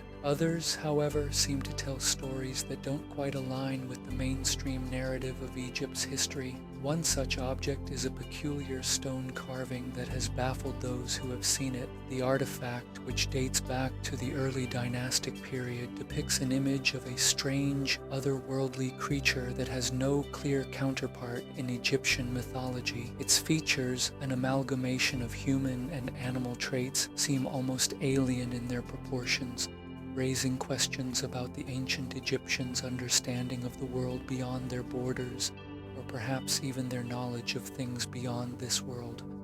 Another enigmatic object is a series of strange metallic fragments found in a tomb believed to belong to a high-ranking official. The metal itself appears to be of an unknown composition, its properties unlike anything seen in ancient Egypt. Could these fragments be evidence of an advanced technology perhaps predating modern metallurgy? Or is this just a case of an artifact misidentified by earlier archaeologists? While some have suggested that the fragments might be the remnants of lost or esoteric technologies, there is no consensus on their true origin or purpose. Whatever the truth, the fact remains that these artifacts, hidden away in the museum's vaults, continue to challenge our understanding of ancient Egypt. The Cairo Museum's hidden artifacts are not confined to objects that are physically unusual. There are also relics that point to unexplained historical gaps. In one corner of the museum's storage area, there are several fragments of a papyrus that appears to describe a civilization predating the known dynasties of Egypt. This mysterious text, only partially deciphered, mentions a series of rulers whose names do not match any of the kings recorded in Egypt's traditional annals. It suggests a period of great upheaval, perhaps even a forgotten empire that has been lost to history. If these papyri could be fully deciphered, they could provide new insight into a chapter of Egyptian history that has been shrouded in obscurity. One of the most intriguing aspects of the museum's hidden artifacts, however, is the apparent connection between these objects and the ancient mythologies of Egypt. In some cases, objects found in the storage rooms seem to align with descriptions found in ancient texts like the pyramid texts or the coffin texts, which detail the beliefs and practices surrounding death, the afterlife, and the gods. One such object, a ritualistic statue believed to represent the god Osiris, is strangely different from the usual depictions of the deity.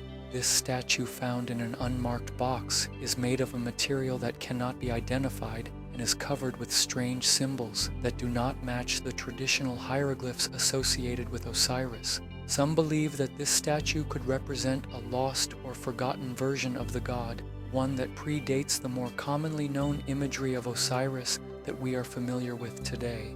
The question remains, why are these items hidden away? Is it simply a matter of space, of too many treasures for the museum to display all at once? or is there something more at play? Some have speculated that the Egyptian authorities or those who control access to these artifacts may be keeping certain objects under wraps for reasons beyond preservation. Could these artifacts hold secrets that, if revealed, might alter our understanding of Egypt's ancient past? Could they be part of a deeper narrative, one that challenges the conventional timeline of Egyptian history or suggests influences from cultures beyond Egypt? It is also worth considering whether these hidden artifacts represent a deliberate attempt to shield the public from knowledge that may be deemed too controversial or unsettling. Throughout history, many ancient cultures have buried their most sacred and powerful relics, either to protect them from looting or to keep their secrets hidden from the unworthy. In Egypt, the idea of sacred knowledge being concealed or preserved for future generations is not foreign. After all, the ancient priests of Egypt were known to guard their most esoteric beliefs with extreme care. Could these hidden artifacts be part of a similar tradition, one that seeks to protect certain knowledge from being too easily accessed? As we consider the mysteries contained within the Cairo Museum store rooms, it's impossible not to wonder about the treasures still concealed from view. What might still be hidden within these walls waiting to be discovered? Could there be artifacts that challenge the accepted history of ancient Egypt, providing new insights into lost civilizations or unknown technologies? Or do these items represent a more mystical, even otherworldly knowledge, one that has been carefully guarded for millennia? The answers may be closer than we think, hidden in the shadows of the museum's corridors. Only time will tell when and if these secrets will finally be revealed. As the sun sets over the vast expanse of the Nile River, a gentle breeze stirs the golden sands that stretch across the desert, blending the present with the distant past. In the quiet of Egypt's ancient landscape, the rise of one of the world's most iconic civilizations remains a subject of awe and mystery. The story of how dynastic Egypt emerged, seemingly out of nowhere, has intrigued historians, archaeologists, and mystics for centuries. How did a small group of tribal societies scattered along the banks of the Nile suddenly coalesce into a powerful unified state that would dominate for over 3,000 years? What forces were at play during this pivotal transformation? The official narrative of Egypt's unification tells a story of gradual development. The pre-dynastic period, which stretches back thousands of years before the rise of the first pharaoh, was marked by regional cultures that each flourished along the Nile, their practices slowly evolving over time. Yet, the leap from these early tribal societies to the organized monumental state of dynastic Egypt appears almost instantaneous. One moment there are isolated villages, their inhabitants living in relative simplicity, and the next an unprecedented, highly centralized state begins to emerge, complete with royal dynasties, monumental architecture, and a sophisticated bureaucracy. But the process behind this sudden rise is shrouded in mystery. One of the most striking features of this transition is the speed with which monumental structures began to appear. By the time of the first dynasty around 3100 BCE, Egypt had already begun constructing massive structures that would become the hallmark of the civilization, including monumental tombs and the foundations for future pyramids. How did such sophisticated building techniques emerge so quickly? The development of architecture in such a short time frame suggests the presence of a deep and focused knowledge that may not have come from mere trial and error. At the heart of this transition is the figure of Nar or Menes, traditionally credited with uniting Upper and Lower Egypt into one kingdom. The Nar palette, an ancient stone carving discovered in Hermopolis, depicts the king wearing the crowns of both Upper and Lower Egypt, symbolizing the unification of the two regions. But who was Narma really? Some scholars believe he was a historical figure, the first ruler of a united Egypt. However, there are those who argue that Nar might have been a mythic figure, a composite of several different leaders whose names have been lost to time. Could the unification of Egypt have been more complex than the official story suggests? The sudden rise of dynastic Egypt is further complicated by the archaeological evidence or lack thereof that links the earlier cultures of the pre-dynastic period with the grand dynasties that followed. In many ways, the historical record of Egypt's early history seems to drop off a cliff. The transition from the scattered tribal societies of the Nile Valley to a centralized, organized state is not clearly documented. Instead, we find an almost unexplained leap, as if something, perhaps an external influence, spurred this dramatic shift. The suddenness of the shift invites speculation. Was there a sudden, powerful leader who forced the unification? Were there technological advances or external contacts that sparked the transformation? Or is it possible that Egypt's rise was part of a larger, more mysterious global pattern of civilizations emerging almost simultaneously? One theory posits that the rise of dynastic Egypt may have been influenced by an unknown outside force. Some researchers have suggested that ancient Egypt may have been exposed to advanced knowledge through contact with other civilizations, potentially through trade or even a forgotten diaspora. In this view, the Egyptians could have learned about advanced technologies like the precise mathematics used in their construction techniques or the elaborate spiritual systems reflected in their monumental tombs, but no hard evidence exists to confirm such theories, leaving the origins of these ideas shrouded in uncertainty. Another theory focuses on the role of climate change. The ancient Egyptian civilization flourished in an environment defined by the steady flow of the Nile River, which provided fertile land for agriculture. But prior to the rise of Egypt, the Sahara Desert was not always the arid, barren landscape that it is today. In fact, evidence suggests that much of the Sahara was once a lush, green land with abundant rivers and lakes. Some researchers believe that as the climate began to shift and the region became drier, the Egyptians may have been forced to organize and consolidate power to ensure the survival of their people. The unification of Egypt then could have been a response to environmental pressures, a survival strategy born of necessity.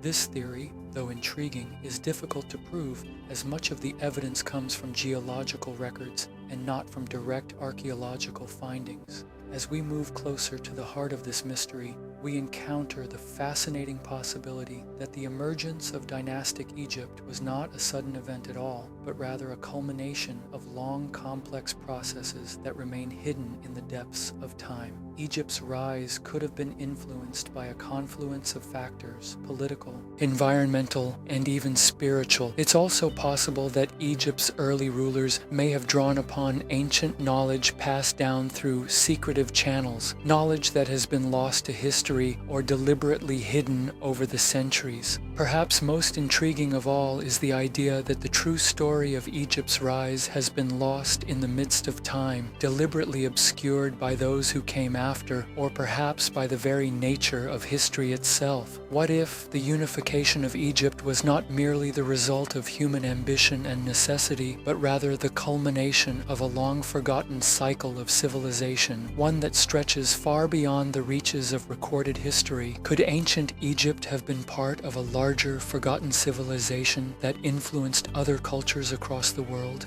What were the true origins of the knowledge and techniques that powered Egypt's rise? As we consider the sudden emergence of dynastic Egypt, we are left with more questions than answers. The mystery of how this remarkable civilization rose so quickly, so powerfully, and with such sophistication is one that continues to captivate the imagination. Was it the result of a brilliant and enigmatic ruler, a response to environmental change, or something far more mysterious and hidden beneath the sands of time?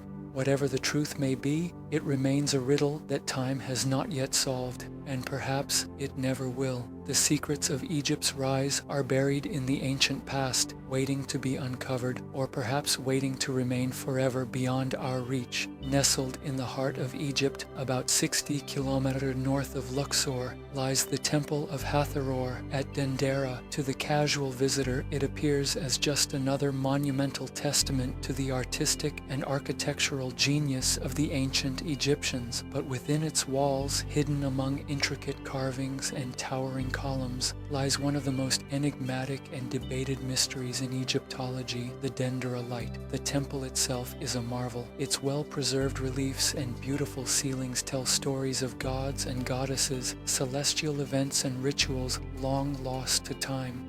Yet, it's a particular set of carvings often referred to as the Dendera light that has captured the imagination of historians, archaeologists, and enthusiasts alike.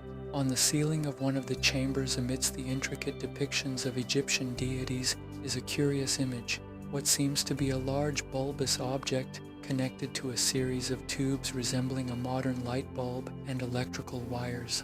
The scene, if interpreted in a certain way, suggests the ancient Egyptians might have had knowledge of electricity, something that seems impossible given their technological capabilities at the time. The relief, which shows what looks to be a bulb-like object and a snake entwined around it, has sparked a wide range of interpretations. On one hand, it could simply be a symbolic representation, a depiction of the gods or the cosmos, rather than a literal interpretation of a device. The snake, for instance, is often associated with the Egyptian god Atum, symbolizing life and creation. Could the light simply be part of a larger mythological narrative, or is there something more at play here, an enigmatic hint at a knowledge that has been forgotten or lost? Mainstream scholars have offered more conventional explanations for the image, suggesting that the light is a symbolic representation of creation or divine energy rather than an actual electrical device.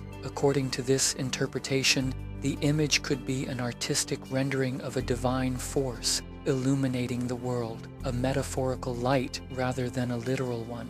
The snake, often linked to the sun god Ra, could represent the cyclical nature of life, death, and rebirth, rather than a conduit for power. Yet there are those who are unwilling to accept this conventional explanation. Some speculate that the Dendera light represents actual electrical technology, an ancient device capable of generating light. Proponents of this theory point to the highly detailed nature of the carving and the striking resemblance it bears to modern light bulbs and electrical apparatus. Could the Egyptians have had access to an advanced form of technology, one that has since been lost to history?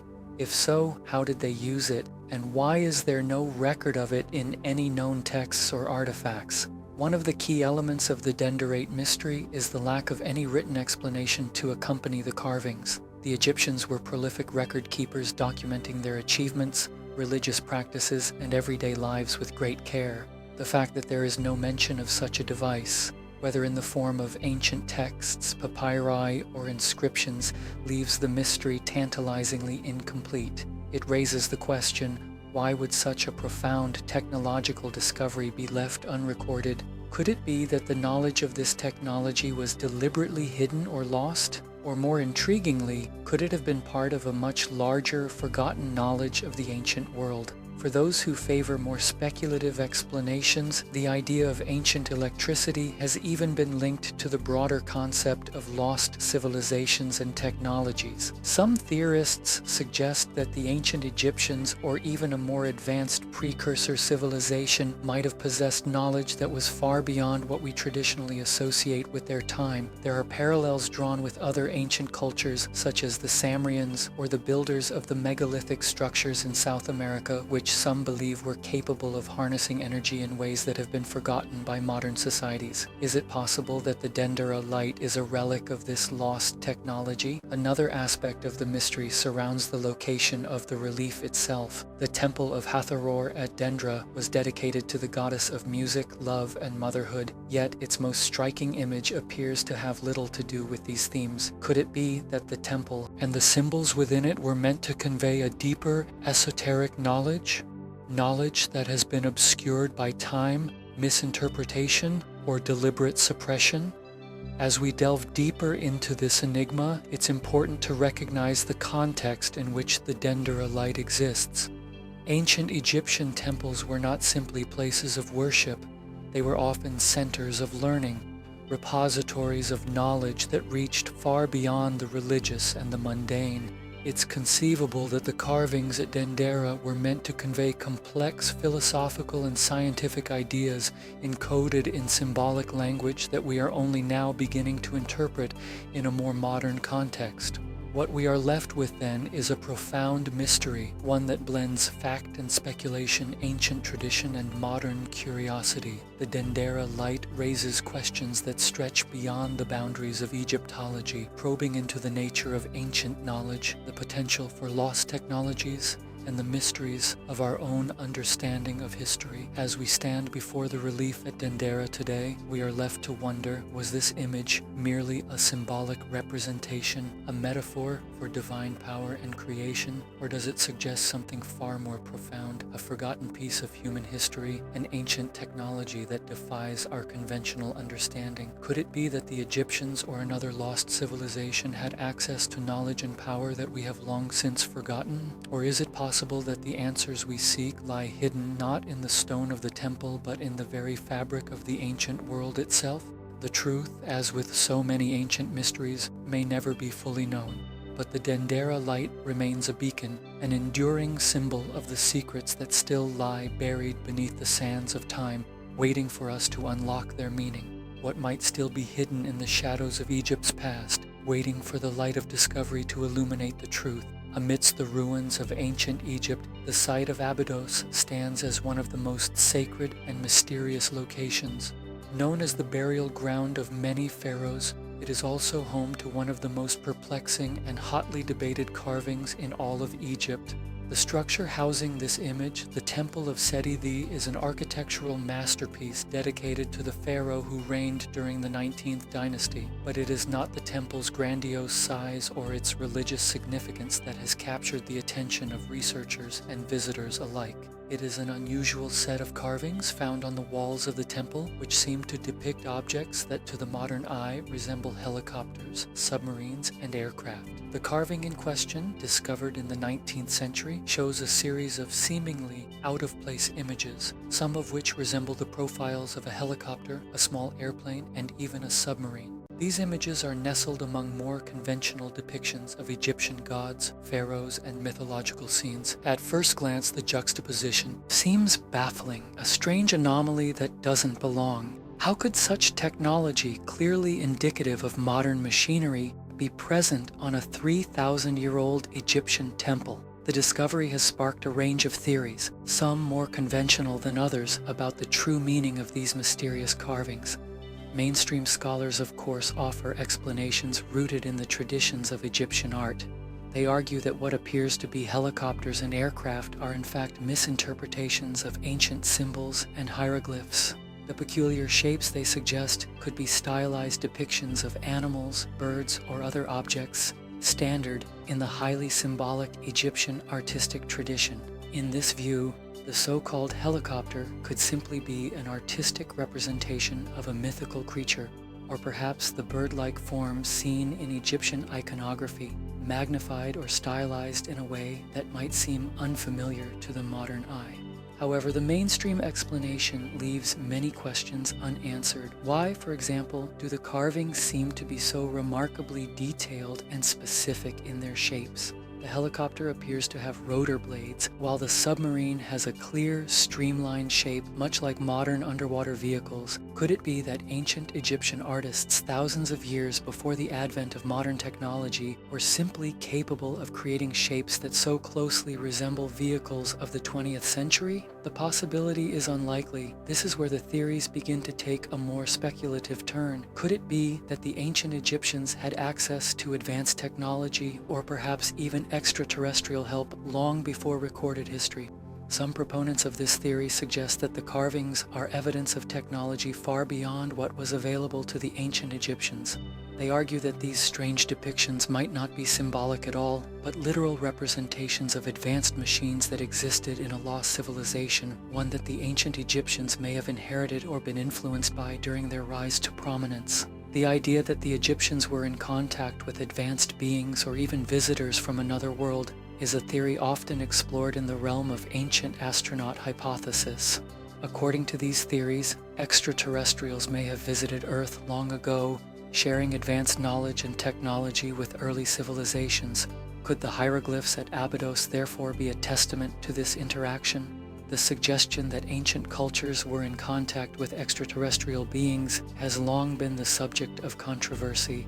Still, When faced with the inexplicable carvings at Abydos, the theory gains traction for some who see no other explanation for the striking resemblance to modern machinery. Yet even more unconventional explanations can be found. Some suggest that the carvings are not anachronistic at all, but a glimpse into a hidden truth that the Egyptians or some other lost civilization were capable of much more than we give them credit for. Perhaps they argue there was an ancient golden age of technology only to be lost to history, submerged beneath the sands of time. This theory is rooted in the idea that what we consider ancient technology is in reality far more advanced than we currently understand. Others propose that the carvings at Abydos are simply the product of a strange coincidence or artistic whim. They suggest that the temple artists, influenced by the gods and the abstract ideas of creation and transformation,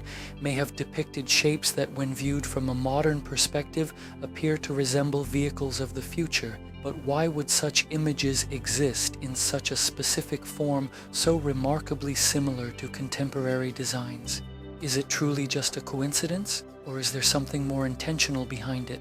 Another theory posits that the peculiar shapes are not meant to represent any sort of technology at all, but instead are visual metaphors or symbolic images intended to represent something else entirely. In Egyptian art, the forms and shapes of the figures were often meant to convey abstract concepts or philosophical truths. What if these helicopters and airplanes are symbolic representations of celestial or spiritual phenomena, not physical machines at all? Could the carvings be trying to depict the movements of the gods, their journeys across the skies, or the eternal cycles of creation and destruction? The Egyptian worldview was steeped in symbolism, and there may be more than one layer of meaning to these enigmatic carvings. As we stand before the walls of Seth-Etherwarn's temple, gazing upon these curious and perplexing carvings, we are left with more questions than answers.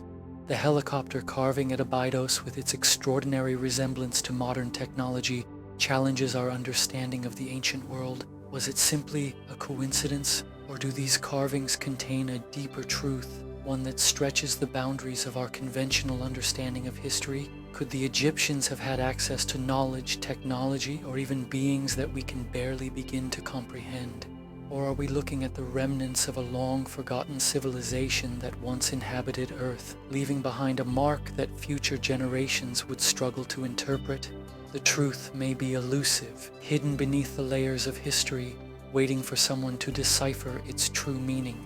And perhaps, as with so many of the mysteries of ancient Egypt, the answers we seek are still buried in the sands, waiting to be uncovered by those willing to question the past and embrace the enigma. What other secrets waiting to be revealed lie hidden in the monuments and hieroglyphs of Abydos? Only time will tell. Nestled deep within the shadows of Egypt's ancient temples, there exists an enigmatic set of reliefs that continue to elude definitive explanation.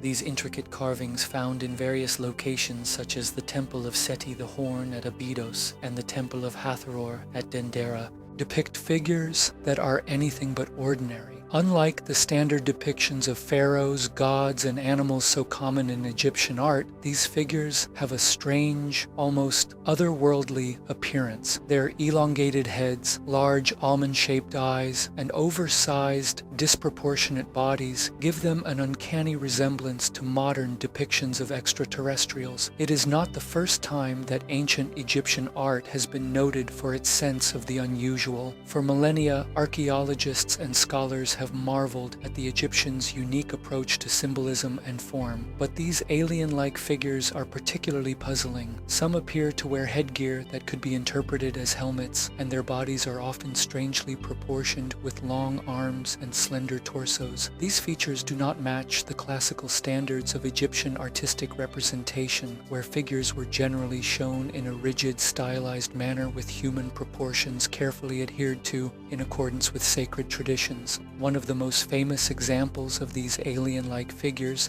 can be found in the Dendera temple complex located in Upper Egypt. In the temple, there are what appear to be unusual carvings of a bulbous elliptical shape. At first glance, they look like modern representations of flying saucers. Some have even suggested that they resemble the very type of spacecraft often associated with extraterrestrial encounters in modern pop culture. Could it be that these carvings, known as the Dendera light reliefs, are representations of advanced technology that was beyond the grasp of ancient Egyptians? Were these figures merely stylized depictions of gods, or could they symbolize something else entirely? Historically, the Egyptians were known for their extensive mythology and intricate religious symbolism. Their gods and goddesses were often depicted with exaggerated physical features to represent their powers, qualities, or celestial roles. Yet these particular figures, though they share some common traits with deities in other Egyptian reliefs, stand apart from the rest.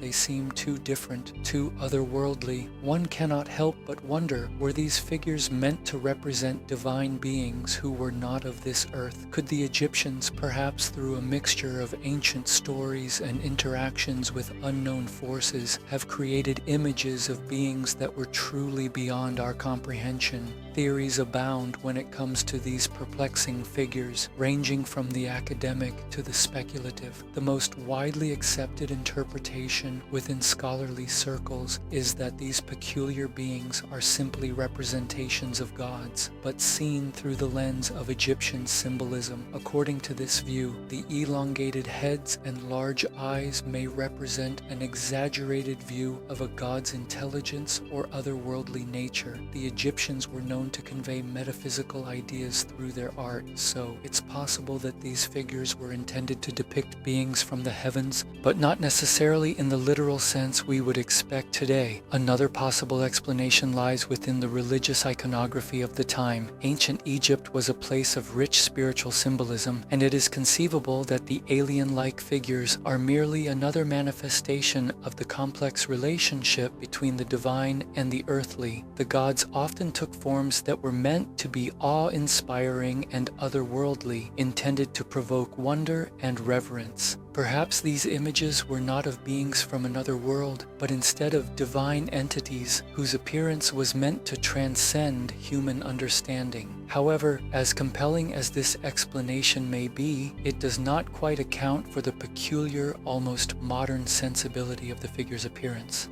Their striking resemblance to the classic depictions of extraterrestrials, especially when compared to the more familiar gods and pharaohs of Egyptian art, raises an intriguing question.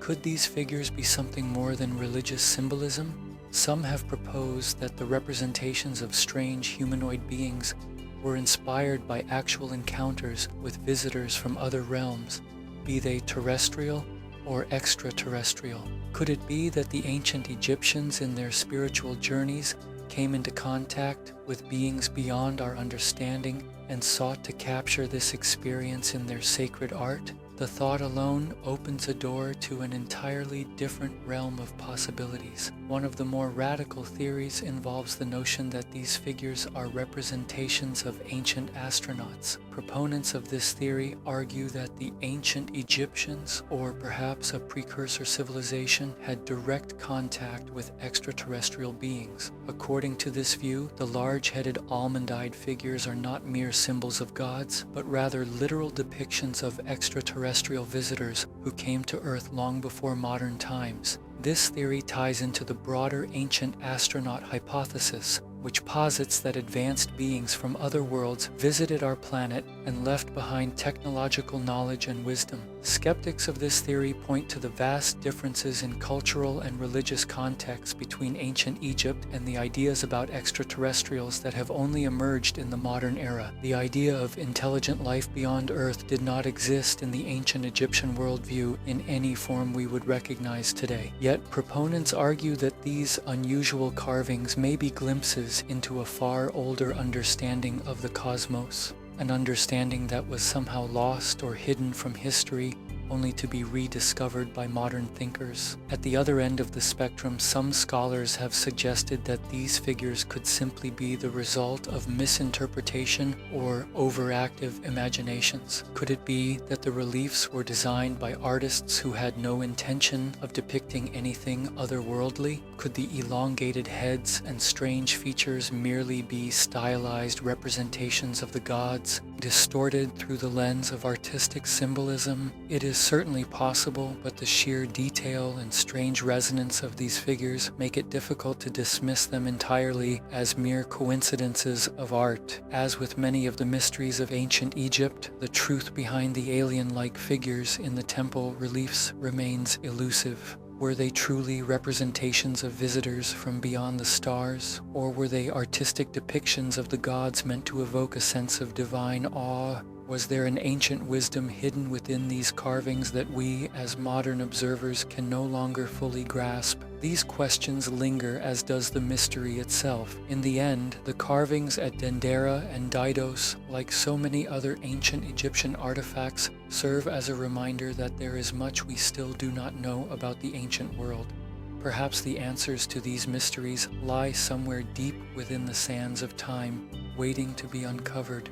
Or perhaps they are secrets we are not yet ready to understand, and so we are left with the question, what hidden truths might still be waiting to emerge from the ancient past as the sun sets behind the vast desert of Egypt, casting long shadows over the towering silhouettes of ancient stone structures? One cannot help but be struck by the precision and alignment of these monumental sites. The temples, pyramids, and sacred structures spread across the Nile River Valley were not constructed merely as monuments to the gods or as tombs for kings and queens. They were also, it seems, carefully positioned with an almost uncanny attention to celestial detail. Take, for instance, the Temple of Karnak, located on the east bank of the Nile in Luxor. This massive complex dedicated to the god Amun was not only a place of worship, but also an architectural marvel that seems to communicate a deep understanding of the heavens. When viewed from above, the layout of the temple appears to follow a strict orientation aligned to the cardinal points of the compass. But what is even more remarkable is the alignment of the temple with celestial bodies. Karnak is not an isolated example. Similar alignments can be found in other temples scattered throughout Egypt, from the Great Pyramid complex at Giza to the smaller, lesser-known sites in the desert. The Temple of Abydos, for example, is aligned with the rising sun on the solstice, a phenomenon that holds deep religious significance in Egyptian belief systems.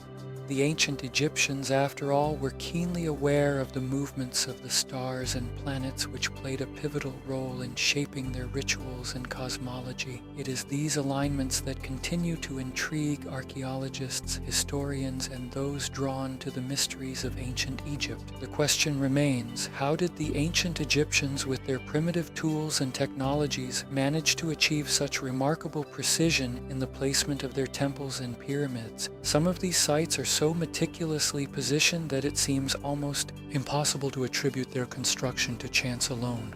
In the case of the Great Pyramid of Giza, it is impossible to ignore the perfect alignment with the cardinal directions. The precision with which it faces north, south, east, and west, down to mere degrees of error, is truly extraordinary, especially considering the pyramid was built over 4,500 years ago. But it's not just the pyramid's orientation that draws attention. The complex network of pyramids, temples, and even lesser-known sites throughout Egypt all seem to share this strange alignment, as if the very landscape itself had been carefully orchestrated to match the stars above. What's more fascinating is the alignment between some of the pyramids and specific constellations. The three pyramids of Giza, for example, are often said to align with the three stars in the belt of the constellation Orion. This connection is particularly striking when you consider that Orion was associated with Osiris, the god of the afterlife in Egyptian mythology. The alignment of the pyramids to Orion's belt has led some to suggest that the ancient Egyptians not only had a sophisticated understanding of astronomy, but may have had a deeply spiritual connection to the stars.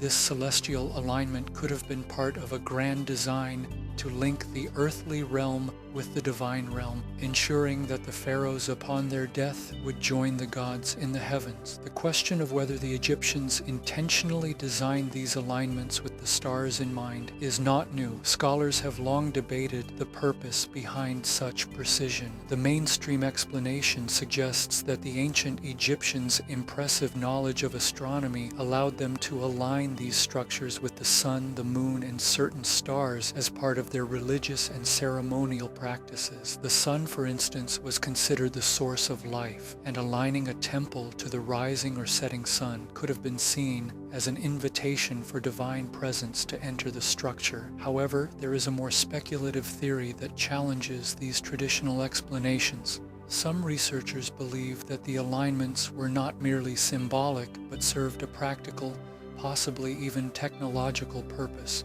Could these alignments have been used for more than just religious rituals? Could they have served as a form of ancient navigation, allowing the Egyptians to align themselves with the stars to guide them through the vast desert? Could the alignments also have had a role in harnessing unknown natural energies, as some fringe theorists suggest? Some proponents of this theory have pointed to the complex geometry of the pyramids and their alignment to the cardinal points as evidence that these structures were designed with an almost modern understanding of Earth's magnetic fields and celestial navigation. This idea raises the possibility that the ancient Egyptians, far from relying on simple tools and techniques, may have had access to lost knowledge or technologies that allowed them to harness the power of the stars in ways we cannot yet fully comprehend. Adding to the mystery, there are certain anomalies in the alignment of temple sites that remain unexplained. For example, the Temple of Philae, dedicated to the goddess Isis, is famously aligned with the sun's rays during the winter solstice, casting a perfect beam of light upon the inner sanctuary. Such instances are not uncommon in ancient Egyptian architecture, but the precision with which they occur raises unsettling questions. Did the Egyptians have a more profound connection to the cosmos than we have yet realized? Or could these strange alignments be the result of a lost knowledge passed down from an even earlier civilization whose legacy has since been erased from history? Perhaps the most compelling aspect of these mysterious alignments is their consistency across centuries and geographic locations. The temples, pyramids, and other sacred sites built by the ancient Egyptians were not constructed by a single pharaoh or dynasty. They span millennia from the Old Kingdom to the Tiamis period, yet they all seem to share a common thread, an almost obsessive precision in their alignment to the heavens. Could it be that this knowledge was not only passed down from one generation to the next, but was also part of a greater unifying vision for the ancient Egyptian civilization? As the sun sets on the Great Pyramid of Giza, casting a final golden light over the ancient stones, one is left to wonder, how did the ancient Egyptians achieve such remarkable feats of architectural and astronomical precision? Was it a product of their sophisticated understanding of the cosmos, or is there something more at play, something we have yet to uncover? The alignment of these temple sites may offer more than just a glimpse into the past. It may be a key to understanding the hidden mysteries of Egypt's ancient world, a world where the celestial and earthly realms were intricately woven together in ways we are only beginning to understand. The question remains, what did the ancient Egyptians know about the stars, and how did they use this knowledge to shape the landscape around them? What secrets still lie buried beneath the sands, waiting to be revealed? As you stand in the ancient sands of Saqqara, the air is heavy with the weight of centuries, and the ground beneath your feet seems to pulse with a history that is both familiar and enigmatic. To the casual observer, Saqqara might appear as just another site in Egypt's sprawling landscape of temples, tombs, and pyramids. But those who venture beyond the surface quickly discover that this place holds a secret, a mystery that has puzzled scholars for centuries. The Sapam of Saqqara. The Serapim, located a few kilometers south of the famed step pyramid of Djoser, is an underground labyrinth that houses an extraordinary and highly enigmatic collection of objects.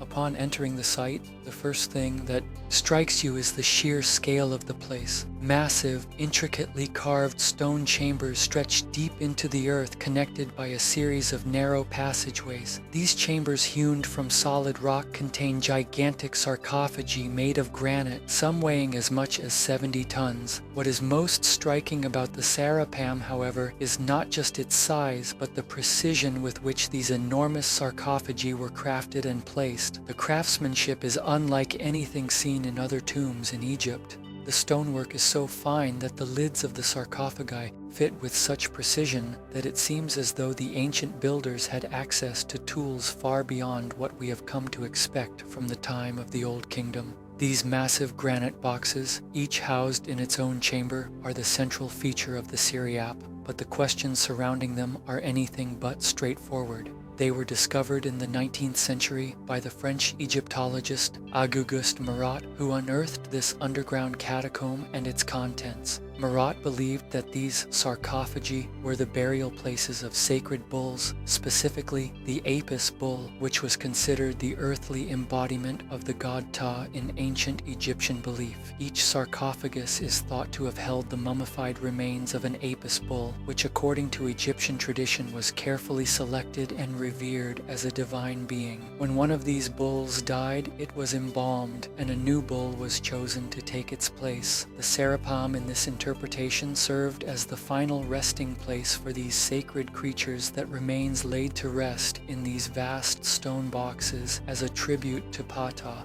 Yet, even this widely accepted explanation raises more questions than answers. The sheer scale of the sarcophagi is bewildering. How were these massive blocks of granite transported and maneuvered into place? Some of these sarcophagi are so heavy that even with modern equipment, they would be almost impossible to move. The Egyptians had no known advanced tools capable of cutting and shaping such massive blocks with the precision we see in the Syriapum. Was the method of construction so sophisticated that it was lost to time? Moreover, the question arises, why were these bulls revered as divine creatures placed in such a peculiar and seemingly inaccessible place? The chambers of the Kyriapam are deep underground, far removed from the temples where the Apis wolves were venerated in life. Was this location chosen for its connection to the underworld, the domain of the dead in ancient Egyptian cosmology, or was it for reasons yet unknown, perhaps even relating to astronomical alignments or some form of ancient ritual that we do not fully understand? As one walks deeper into the catacombs of the Sapam, the mystery deepens. In addition to the sarcophagi, there are strange markings and carvings on the walls that have yet to be fully deciphered. These symbols are not common hieroglyphs, and their meaning remains elusive. Could these be remnants of an ancient ritual or knowledge that has long since been forgotten? Or might they be clues left behind by the builders pointing to some greater secret hidden beneath the surface? Beyond the mystery of the sarcophagi and the inscriptions, there's also the question of the site's timing and purpose. While it is traditionally believed that the Sapam was constructed during the reign of the New Kingdom, Pharaoh Seti I and his son Ramses II, there are some who suggest that the site's origins may predate this period by several centuries. Could the Sapam be the work of an earlier civilization, one with knowledge and techniques that were lost to history? Theories abound. Some propose that the Sarapam is not merely a burial site, but a repository for knowledge, perhaps a vault containing sacred artifacts or even documents of extraordinary significance. Others speculate that the site may have been used for astronomical or ritual purposes, a place where priests of Ptah conducted ceremonies that aligned with celestial events. Still, there are those who suggest that the incredible craftsmanship and seemingly impossible construction methods may point to an advanced lost civilization whose secrets were buried with the passage of time. In the years since the discovery of the Sarapam, many have been drawn to its mysteries. Some suggest that the Egyptians were aided by unknown technologies or divine guidance in the construction of these chambers. Could it be that there is something more to the Syriapum than simply a burial site for sacred bulls? Might the vastness of the chambers, their precise alignment, and the elaborate stonework point to an understanding of the world that transcended the conventional limits of ancient Egyptian engineering. As one leaves the catacombs and steps back into the sunlight, it's difficult to shake the sense that something more is hidden within the depths of the Sarapam. The mysteries surrounding this site, the unexplained methods of construction, and the strange markings on the walls all leave lingering questions in the air. What secrets are locked away beneath the earth at Saqqara, and could the Seriapam with its massive granite sarcophagi and enigmatic inscriptions hold the key to unlocking a greater mystery, one that might reveal a forgotten chapter of Egypt's ancient past or even offer a glimpse into a lost civilization? The Sapam remains one of Egypt's most captivating enigmas, a place where the past and the unknown collide. As more research is conducted, the answers may come, but for now it remains a symbol of the depths of mystery that Egypt continues to offer. What lies beneath the ancient stones of Saqqara? Perhaps a deeper understanding of the gods, a forgotten technology, or something else entirely, remains one of the great unsolved mysteries of ancient Egypt. Beneath the scorched Egyptian sun, nestled in the vast desert sands near the ancient necropolis of Saqqara, lies a tomb that continues to baffle archaeologists and scholars alike. Saqqara, renowned for its step pyramid and its extensive burial sites, is a place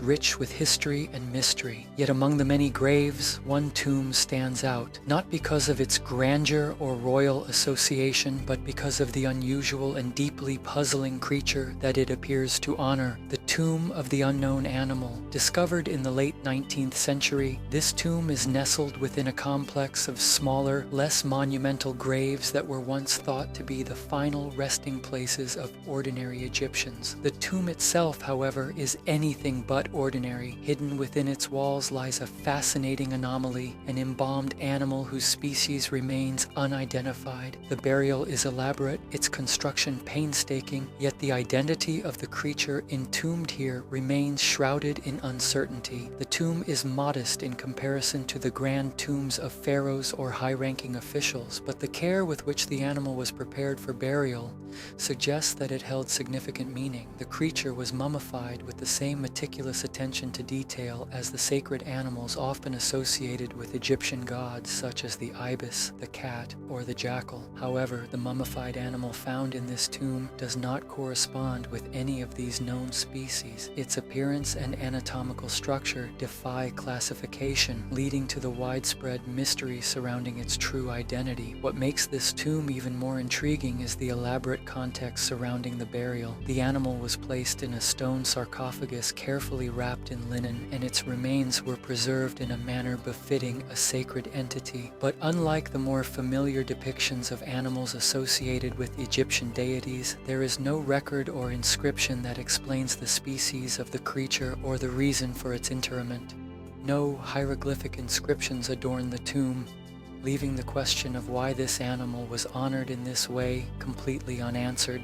Mainstream archaeology suggests that this tomb could represent an animal associated with a lesser-known cult or deity, perhaps one whose existence is not well documented in surviving records. The Egyptians were known for the reverence of various gods, and it is not outside the realm of possibility that this mysterious animal was linked to one of these gods. Could it have been an embodiment of a god whose worship has been lost to time? Perhaps it was an animal that played a crucial role in a long-forgotten religious practice, now obscured by the sands of time. Some experts have speculated that the unknown animal may have been a sacred beast that was symbolically tied to an important myth or spiritual belief. The ancient Egyptians, after all, were keenly attuned to the spiritual significance of animals. The lioness was seen as a symbol of power and protection, the crocodile as a force of creation, and the cat as a guardian against evil. Could this unknown animal have shared a similar divine connection, representing an aspect of life or death that was considered too sacred for public understanding? Other theories have been proposed that delve into the realms of the unexplained. Some have suggested that this tomb is evidence of a more ancient lost civilization, one that existed long before the well-documented dynastic periods of Egypt. If this theory is true, the animal might represent a species that was known to an earlier culture whose knowledge and practices were wiped out or forgotten in the course of time. The tomb could be a relic of a distant age, preserved beneath layers of history and now concealed beneath the sands of Saqqara. But if this is the case, why has no other evidence of such a civilization emerged? And why would such an important burial site, one that appears so deliberately constructed, be located in such a seemingly peripheral area, adding another layer of complexity? Some fringe theories have speculated that the animal could be of extraterrestrial origin. These ideas, though controversial and largely dismissed by mainstream scholars, suggest that the creature's physical features might be too unusual to belong to any earthly species. Could it be that the ancient Egyptians were aware of beings from another world, and this creature was a symbol of their otherworldly contact? While this theory remains highly speculative, it has nonetheless fueled the imaginations of those interested in ancient mysteries and the potential for extraterrestrial influence on early human civilizations. Yet, regardless of the various interpretations, the lack of definitive answers continues to keep the mystery alive.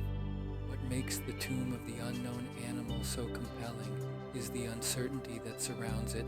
The animal, its species, and its purpose remain an enigma, and with each passing year, the chance of uncovering new clues grows slimmer. How could something so significant, so intricately preserved, be left unreordered in Egypt's monumental historical archives? As researchers and archaeologists continue to investigate the tomb, they are left with far more questions than answers. The animal's remains are housed in an undisturbed chamber, but with no inscriptions, no royal insignia, and no clear connection to any known religious practice. The tomb's true purpose remains elusive. Is this simply the grave of a forgotten creature, or does it represent something far greater, something that could shed light on a lost chapter of ancient Egyptian history?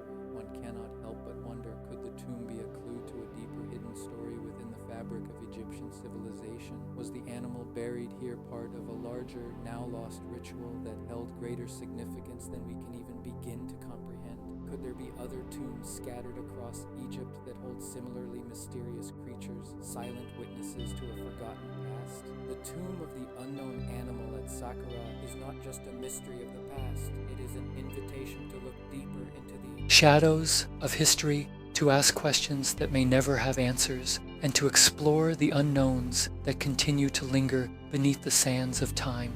The truth, it seems, may never fully surface, leaving us to wonder what might still be buried, waiting to be discovered. In the shadow of Egypt's great pyramids, amidst the shifting sands and the ancient stones that have borne witness to millennia of history, there lies a mystery that continues to elude modern understanding. The secret knowledge of the mystery schools. These hidden institutions believed to have flourished long before the formalized dynastic reigns of Egypt's pharaohs remain one of the most enigmatic aspects of the ancient world. They are said to have been places of profound wisdom where initiates were exposed to arcane teachings that covered everything from the mysteries of the universe to the deepest secrets of the human soul.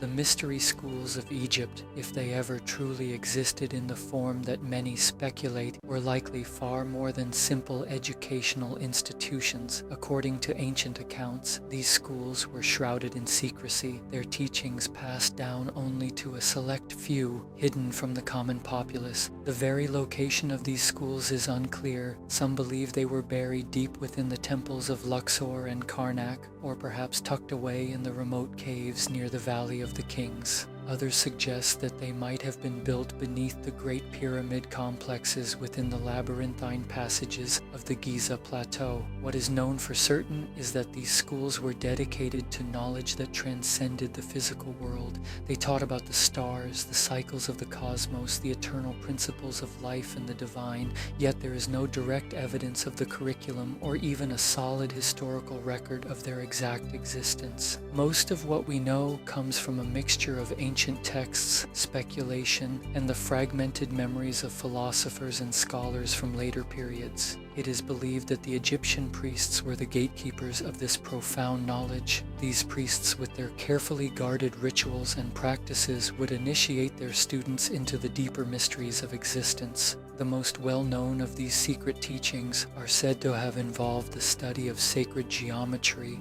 the movements of celestial bodies, and the connection between the human spirit and the divine. But what exactly were the priests and their initiates taught within these hidden halls? Some ancient sources suggest that the mysteries of the soul were at the core of their teachings, an understanding of the afterlife, the soul's journey, and the secret workings of the divine order. There are references in Egyptian texts to a great book of wisdom, a book that supposedly contained all knowledge about the cosmos hidden from the common people, but accessible to those initiated into the highest echelons of the priesthood. One such text, known as the Emerald Tablets, is frequently cited in discussions about the ancient Egyptian mystery schools. The Emerald Tablets are believed to contain the words of Thoth, the Egyptian god of wisdom and writing, and they are often linked with alchemy and esoteric teachings. The tablets, however, have never been conclusively proven to be of Egyptian origin,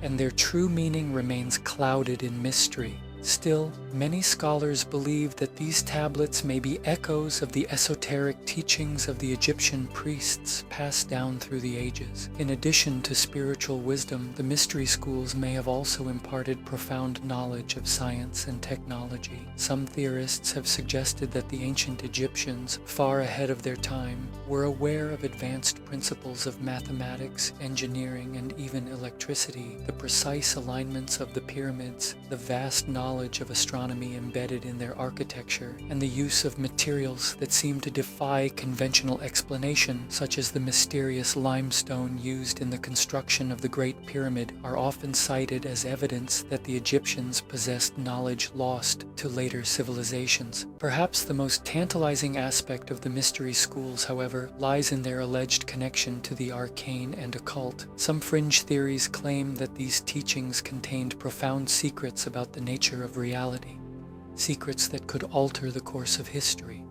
Could the Egyptian priests have discovered a method for transcending the material world? Could they have unlocked the door to higher consciousness, access to realms beyond time and space? In their sacred rites, did they uncover the mysteries of immortality? It is questions like these that have fueled speculation for centuries. Yet despite the wealth of speculation, hard evidence for the existence of these schools remains elusive. No ancient manuscripts explicitly detail the teachings of these secret institutions, and no archaeological discoveries have confirmed their locations with certainty. It is as if these schools, if they did indeed exist, have been deliberately erased from history, leaving only whispers of their existence to guide those who search for answers. It is worth considering why such knowledge would be kept secret. Were the priests protecting the masses from a dangerous truth? Were they guarding wisdom too potent for common understanding, lest it fall into the wrong hands? Or was the knowledge itself too sacred to be shared with the uninitiated, its mysteries preserved only for the worthy? As modern-day scholars and explorers attempt to unearth the past, the mystery of the Egyptian schools persists. Some believe that the knowledge of the ancients is locked away in hidden chambers, awaiting the right moment to be revealed. Others argue that the wisdom has long been passed on through secret societies such as the Freemasons, who trace their origins back to ancient Egypt. If these teachings survived in some form, then they might be embedded in the rituals of modern-day esoteric groups, their origins lost to the sands of time. The truth, however, remains frustratingly out of reach. The mystery schools of Egypt may have existed, or they may simply be the product of ancient myths and modern fantasies. The walls of Saqqara, Luxor, and Giza might hold clues that could unlock the secrets of these hidden institutions. But for now, the knowledge of the mystery schools, like so many aspects of Egypt's ancient past, remains locked away, waiting for a future where the keys to its mysteries might be discovered. What were the true teachings of the Egyptian priests? Did they truly possess knowledge beyond our current understanding? And if so, why is it so carefully concealed, as if guarding a secret that is too powerful to reveal? These questions continue to linger, inviting us to ponder what might still be hidden in the depths of Egypt's ancient and forgotten wisdom. Nestled deep in the heart of Abydos, one of Egypt's most sacred cities, lies an ancient structure that has baffled archaeologists and historians for centuries, the Osiran. Unlike other tombs or temples, the Osiran does not immediately reveal its purpose or its creators. It stands as an enigma, an architectural puzzle shrouded in mystery and speculation, hidden within the arid expanse of the desert, surrounded by the remnants of Egypt's long history of religious and royal burial sites. The Osiran stone walls seem to whisper of secrets that have yet to be understood. The Osiran is situated near the Temple of Seti, a majestic monument to the Pharaoh's divine rule. While the temple itself is dedicated to the gods of Egypt, it is the Osiran that continues to attract the greatest curiosity. The structure is not a typical tomb, nor does it appear to serve any conventional religious purpose. Its design is unique. Its scale and placement suggest a deeper significance, one that has long eluded the understanding of modern scholars. The Osirian's construction is remarkable for a number of reasons. Built from enormous blocks of sandstone and limestone, many of which weigh several tons, the structure itself seems almost too advanced for the time it was supposedly built. The stonework displays an uncanny level of precision, with many of the blocks fitted together with such accuracy that not even a knife blade could be slipped between them. The style of construction is inconsistent with other monuments from the period, leading some to suggest that the Osiran could be much older than its supposed builders, perhaps a remnant from a much earlier time. Perhaps the most intriguing aspect of the Osiran is its design. It is located beneath the level of the surrounding ground, its walls half submerged in sand. The structure consists of large rectangular chambers that are arranged in a manner reminiscent of an underground labyrinth. The layout of the Osiran is strange. It is neither a typical tomb nor a conventional temple. The chambers are not aligned in the typical manner seen in other Egyptian monuments, and there is no obvious indication of its original use. Why was this vast structure built below the earth? And what was its intended purpose? Some suggest that the Osiran was a symbolic burial place for Osiris, the god of the afterlife, resurrection, and eternal life. In Egyptian mythology, Osiris was the ruler of the underworld, and his burial site was thought to hold the key to life after death. Abydos itself was a site of great religious importance, a place where the dead were believed to travel in the afterlife, and where Osiris was thought to have been buried. It is possible that the Osiran was constructed as a sort of symbolic representation of the tomb of Osiris, built to honor him and to serve as a spiritual passage for the souls of the deceased. Yet, while this theory seems plausible, it does not fully explain the strange construction of the Osiran. The structure's age, its position below ground, and the advanced precision of its stonework raise questions that remain unanswered. Some scholars speculate that the Osiran could predate Setihorn by thousands of years, perhaps even belonging to an unknown civilization that once inhabited the Nile Valley before the rise of the dynastic Egyptians. Could it have been constructed by a people with knowledge and techniques lost to time? The idea of an advanced civilization existing before the Egyptians is controversial, yet the mystery of the Osiran invites such speculation. The question of age is central to the mystery of the Osiran. Radioargon dating of some of the organic materials found in the structure suggests that parts of the site may be far older than traditionally thought, possibly dating back to the pre-dynastic period, long before the time of Seti, even before the rise of the first pharaohs. Some have argued that the site may be the work of an ancient culture whose existence has been erased from history. Could the Osiran be a remnant of a lost civilization that predates Egypt's recorded history? And if so, what happened to that civilization? And why is there so little trace of it left? Compounding the mystery is the structure's strange alignment. Unlike many other ancient Egyptian temples and monuments, which are carefully aligned with celestial events or specific points of the compass, the Osiran's alignment does not conform to any known astronomical or geographical system.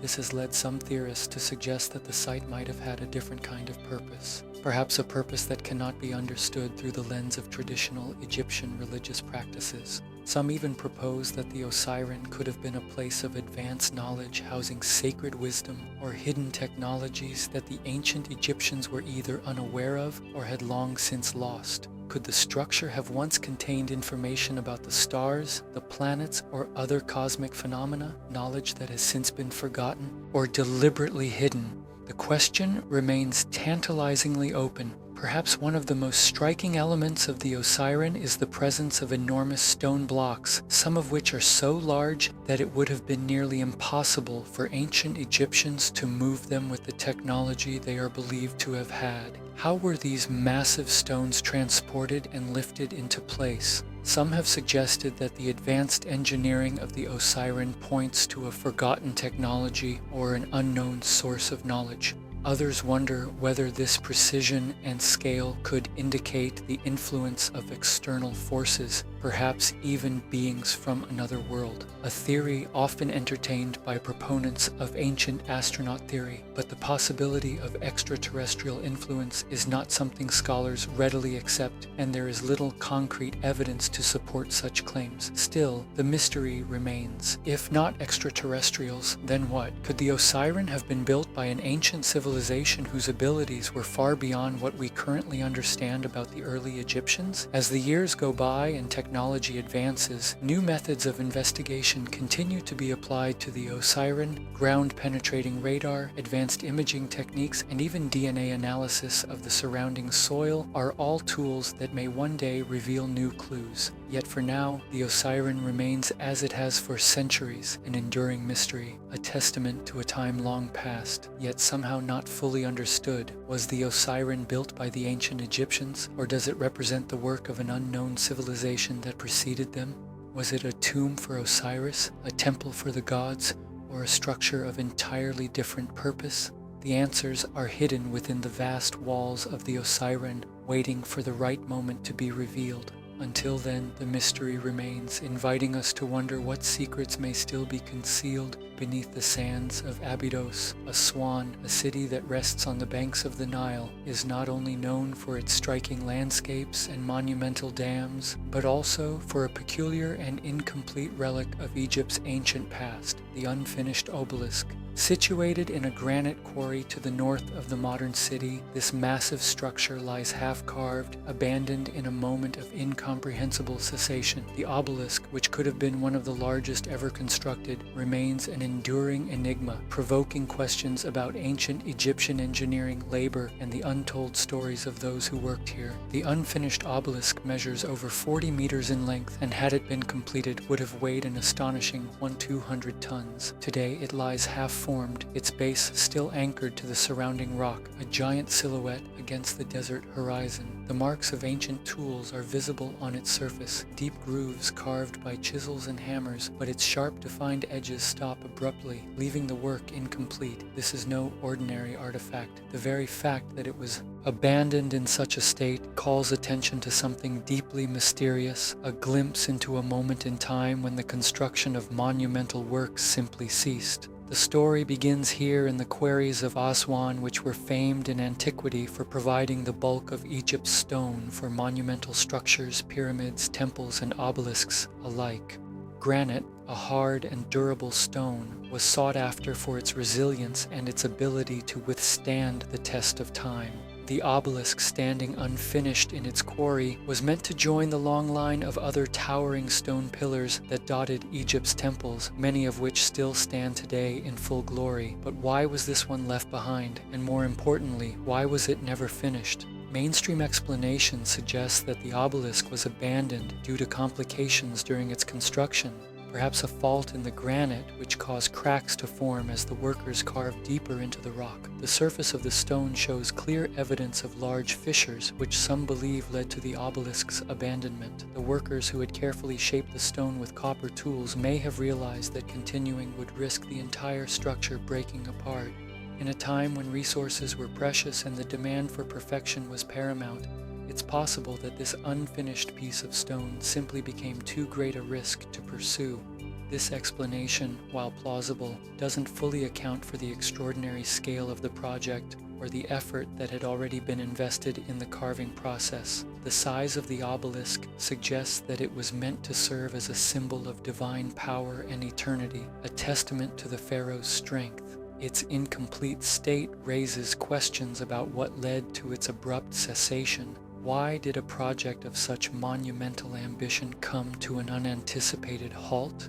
Was it an issue of practicality, or could there have been deeper, more mysterious forces at play? Some have proposed that the construction of the unfinished obelisk was halted due to external factors, perhaps a political upheaval, a change in leadership, or a shift in religious ideology. Ancient Egypt was not immune to dynastic changes, and such transitions could have brought shifts in priorities, with new rulers choosing to abandon projects begun by their predecessors. It is possible that a pharaoh who had ordered the obelisk's creation was succeeded by one who chose to direct resources elsewhere, leaving the work to languish. Others have ventured into more speculative territory, suggesting that the unfinished obelisk holds secrets that go beyond mere human error or interruption. The sheer scale and ambition of the obelisk may hint at lost or hidden knowledge. Could the Egyptians have been attempting to construct a monument far beyond the capabilities of their time? Some fringe theories suggest that the unfinished obelisk was part of an effort to harness unknown energies or celestial forces, with the granite being a medium to channel power from the earth or the heavens. Were the ancient Egyptians attempting to align the monument with cosmic phenomena in ways we cannot fully comprehend today? And if so, did they abandon it because they were unable to achieve their goal? Such theories, though far from mainstream, cannot be completely dismissed, especially when considering the advanced astronomical knowledge possessed by the ancient Egyptians. They were keen observers of the stars, aligning their pyramids and temples with the celestial bodies. It's conceivable that the obelisk was not merely a monument to a ruler, but part of a much larger, more intricate system of belief. Was it meant to act as a conduit between Earth and the gods, or did it serve a more metaphysical purpose that was not understood or could not be realized? Another curious feature of the unfinished obelisk is its connection to the process of quarrying itself. The technique used by the ancient Egyptians to extract massive stones from quarries is still somewhat debated. What is clear is that they employed a variety of tools, including copper chisels, stone hammers, and wedges, as well as methods that likely involved water and heat to crack the granite.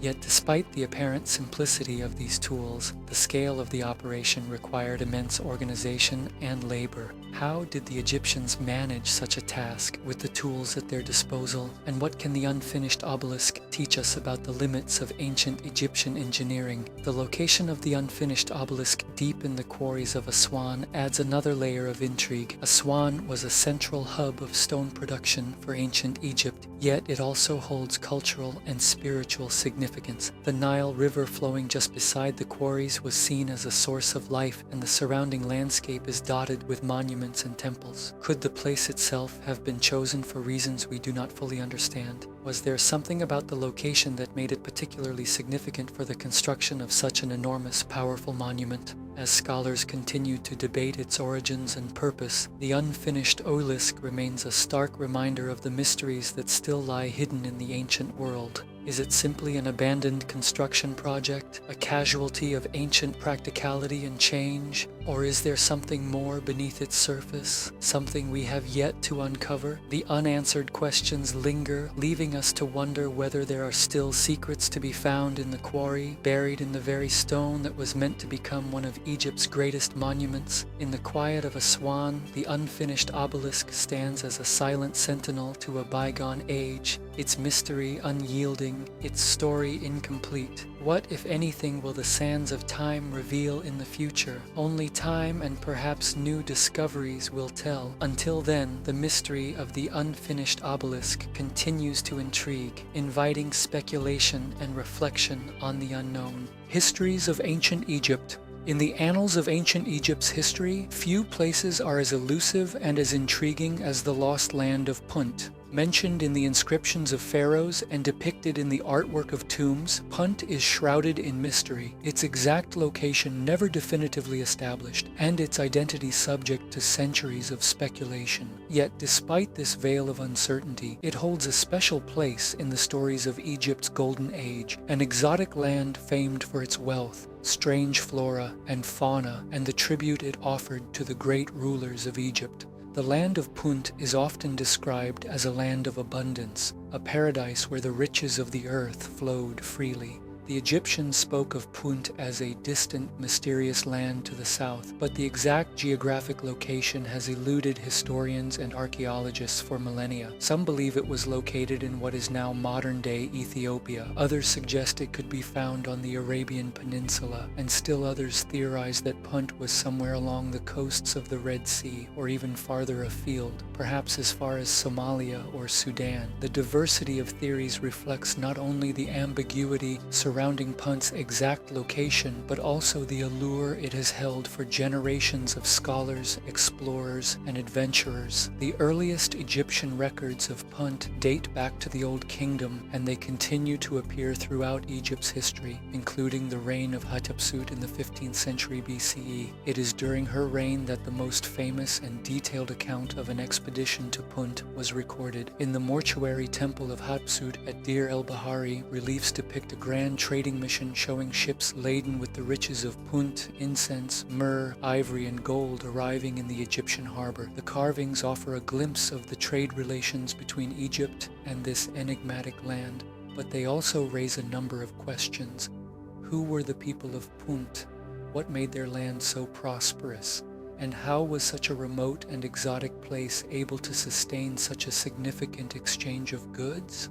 The reliefs also depict the curious nature of Punt's people, often described in Egyptian texts as having fragrant skin and wearing distinctively strange clothing, perhaps suggesting that they were both culturally and physically different from the Egyptians.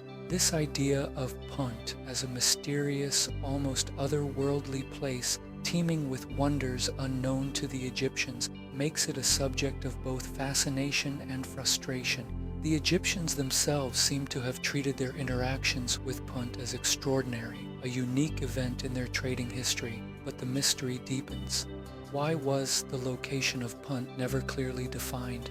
Why did Egypt's great kings, despite their expansive conquests, never seem to bring Punt into the fold of their empire? Scholars have long speculated that Punt was not simply a land of trade, but a kind of mythical or semi-mythical place. Some even go as far as to suggest that the Egyptians might have exaggerated or embellished their accounts, making Punt seem like a land of unearthly treasures to elevate their own achievements. Others contend that Punt could have been a trading partner whose real location is buried in time, lost to the winds of history as Egypt's dominance over the region waned. Despite the intrigue, the evidence remains tantalizingly vague. As Egyptologists have pored over ancient records, few physical artifacts have been definitively linked to Punt. Some have suggested that the famous incense and exotic goods from Punt might have actually come from regions much closer to Egypt, such as the Horn of Africa or parts of Arabia. Others argue that Punt could be the origin of more elusive and intangible items like the incense and oils that were of great importance in Egypt's religious rituals.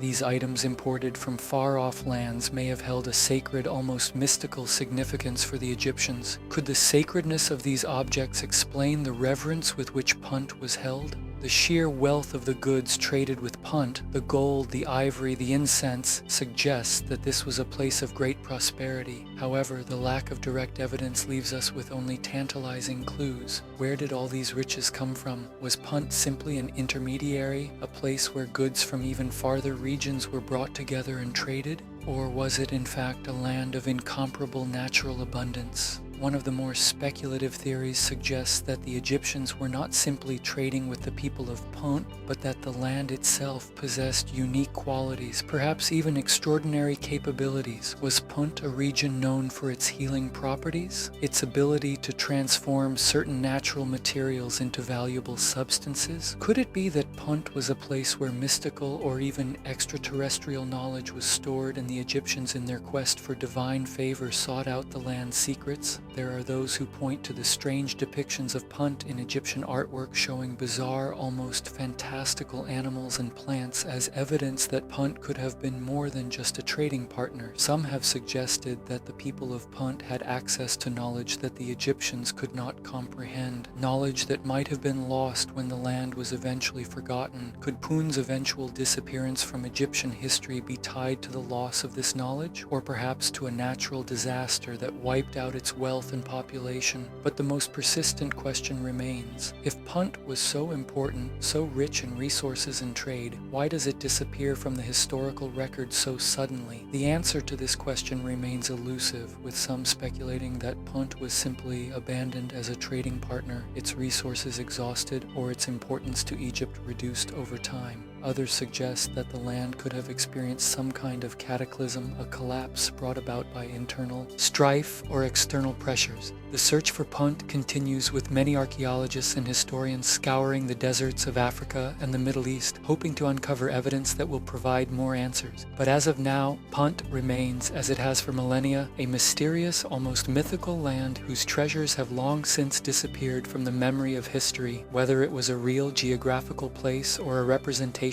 of something more mystical and symbolic, the mystery of Punt continues to captivate the imagination of all who seek to understand the lost world of ancient Egypt. As we contemplate the history of Punt, we are left with a sense of wonder. What did the Egyptians truly find there? And what secrets could this land have held? Was it simply an exotic trading partner, or did Punt hold deeper, more profound significance? The answers may never be known, but the allure of the lost land of Punt remains an open question, one that continues to spark the curiosity of those who seek to uncover the forgotten corners of our ancient past. As we delve into the ancient mysteries of Egypt, one name looms large over its history: Imhotep. Revered not just as a physician, but as a polymath, architect, and high priest, Imhotep's legacy is tied to one of Egypt's most remarkable achievements, the step pyramid of Djoser at Saqqara. His genius in design and his contributions to medicine, architecture, and religion earned him a status that reached far beyond his lifetime, transforming him into a figure of mythic proportions. But there remains one glaring enigma that continues to haunt Egyptologists: the missing tomb of Imhotep. Imhotep's reputation transcended the mortal realm, and he was eventually deified, worshipped as a god of healing and wisdom. Statues of him have been found throughout Egypt, his name etched into the walls of temples, and his contributions chronicled by later generations. Yet, despite his unparalleled influence and the monumental work he left behind, his final resting place has never been conclusively found. For centuries, historians have scoured Saqqara, the site of his architectural masterpiece, and the surrounding areas. But the tomb that should mark the grave of one of ancient Egypt's greatest minds remains elusive. Imagine standing at the foot of the step pyramid, the first of its kind, its towering structure rising out of the sands of Saqqara like a colossal sentinel guarding the secrets of the past. This monumental structure was designed by Imhotep for Pharaoh Djoser during Egypt's third dynasty, a symbol of architectural innovation and the ambition of a civilization on the cusp of greatness. As you stand there, the wind stirs the dry earth, and the silence is almost overwhelming. It's easy to feel that the land holds something beyond its stones and dust, something hidden just out of reach. Could Imhotep's tomb be one of those hidden treasures, a missing key that might unlock further secrets of the man himself? The records we have of Imhotep's life are sparse but incredibly valuable. He was not only a chief architect but also an advisor to the king, a priest, and a scholar. His contributions to Egyptian medicine were considered so advanced that he was later deified as a god of healing, worshipped by those who sought his wisdom in times of illness and despair. The reverence he commanded from both his peers and future generations is unparalleled in ancient Egypt. He was one of the few individuals whose name was immortalized in the annals of history.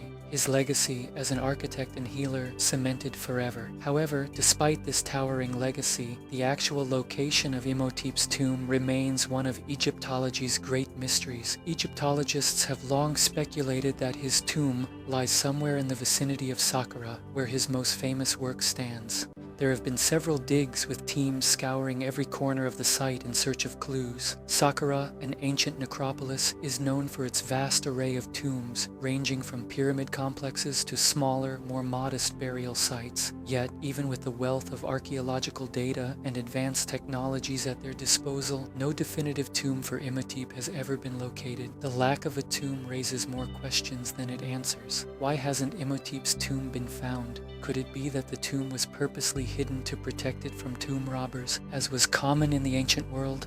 Or could it be that it was never meant to be found in the first place?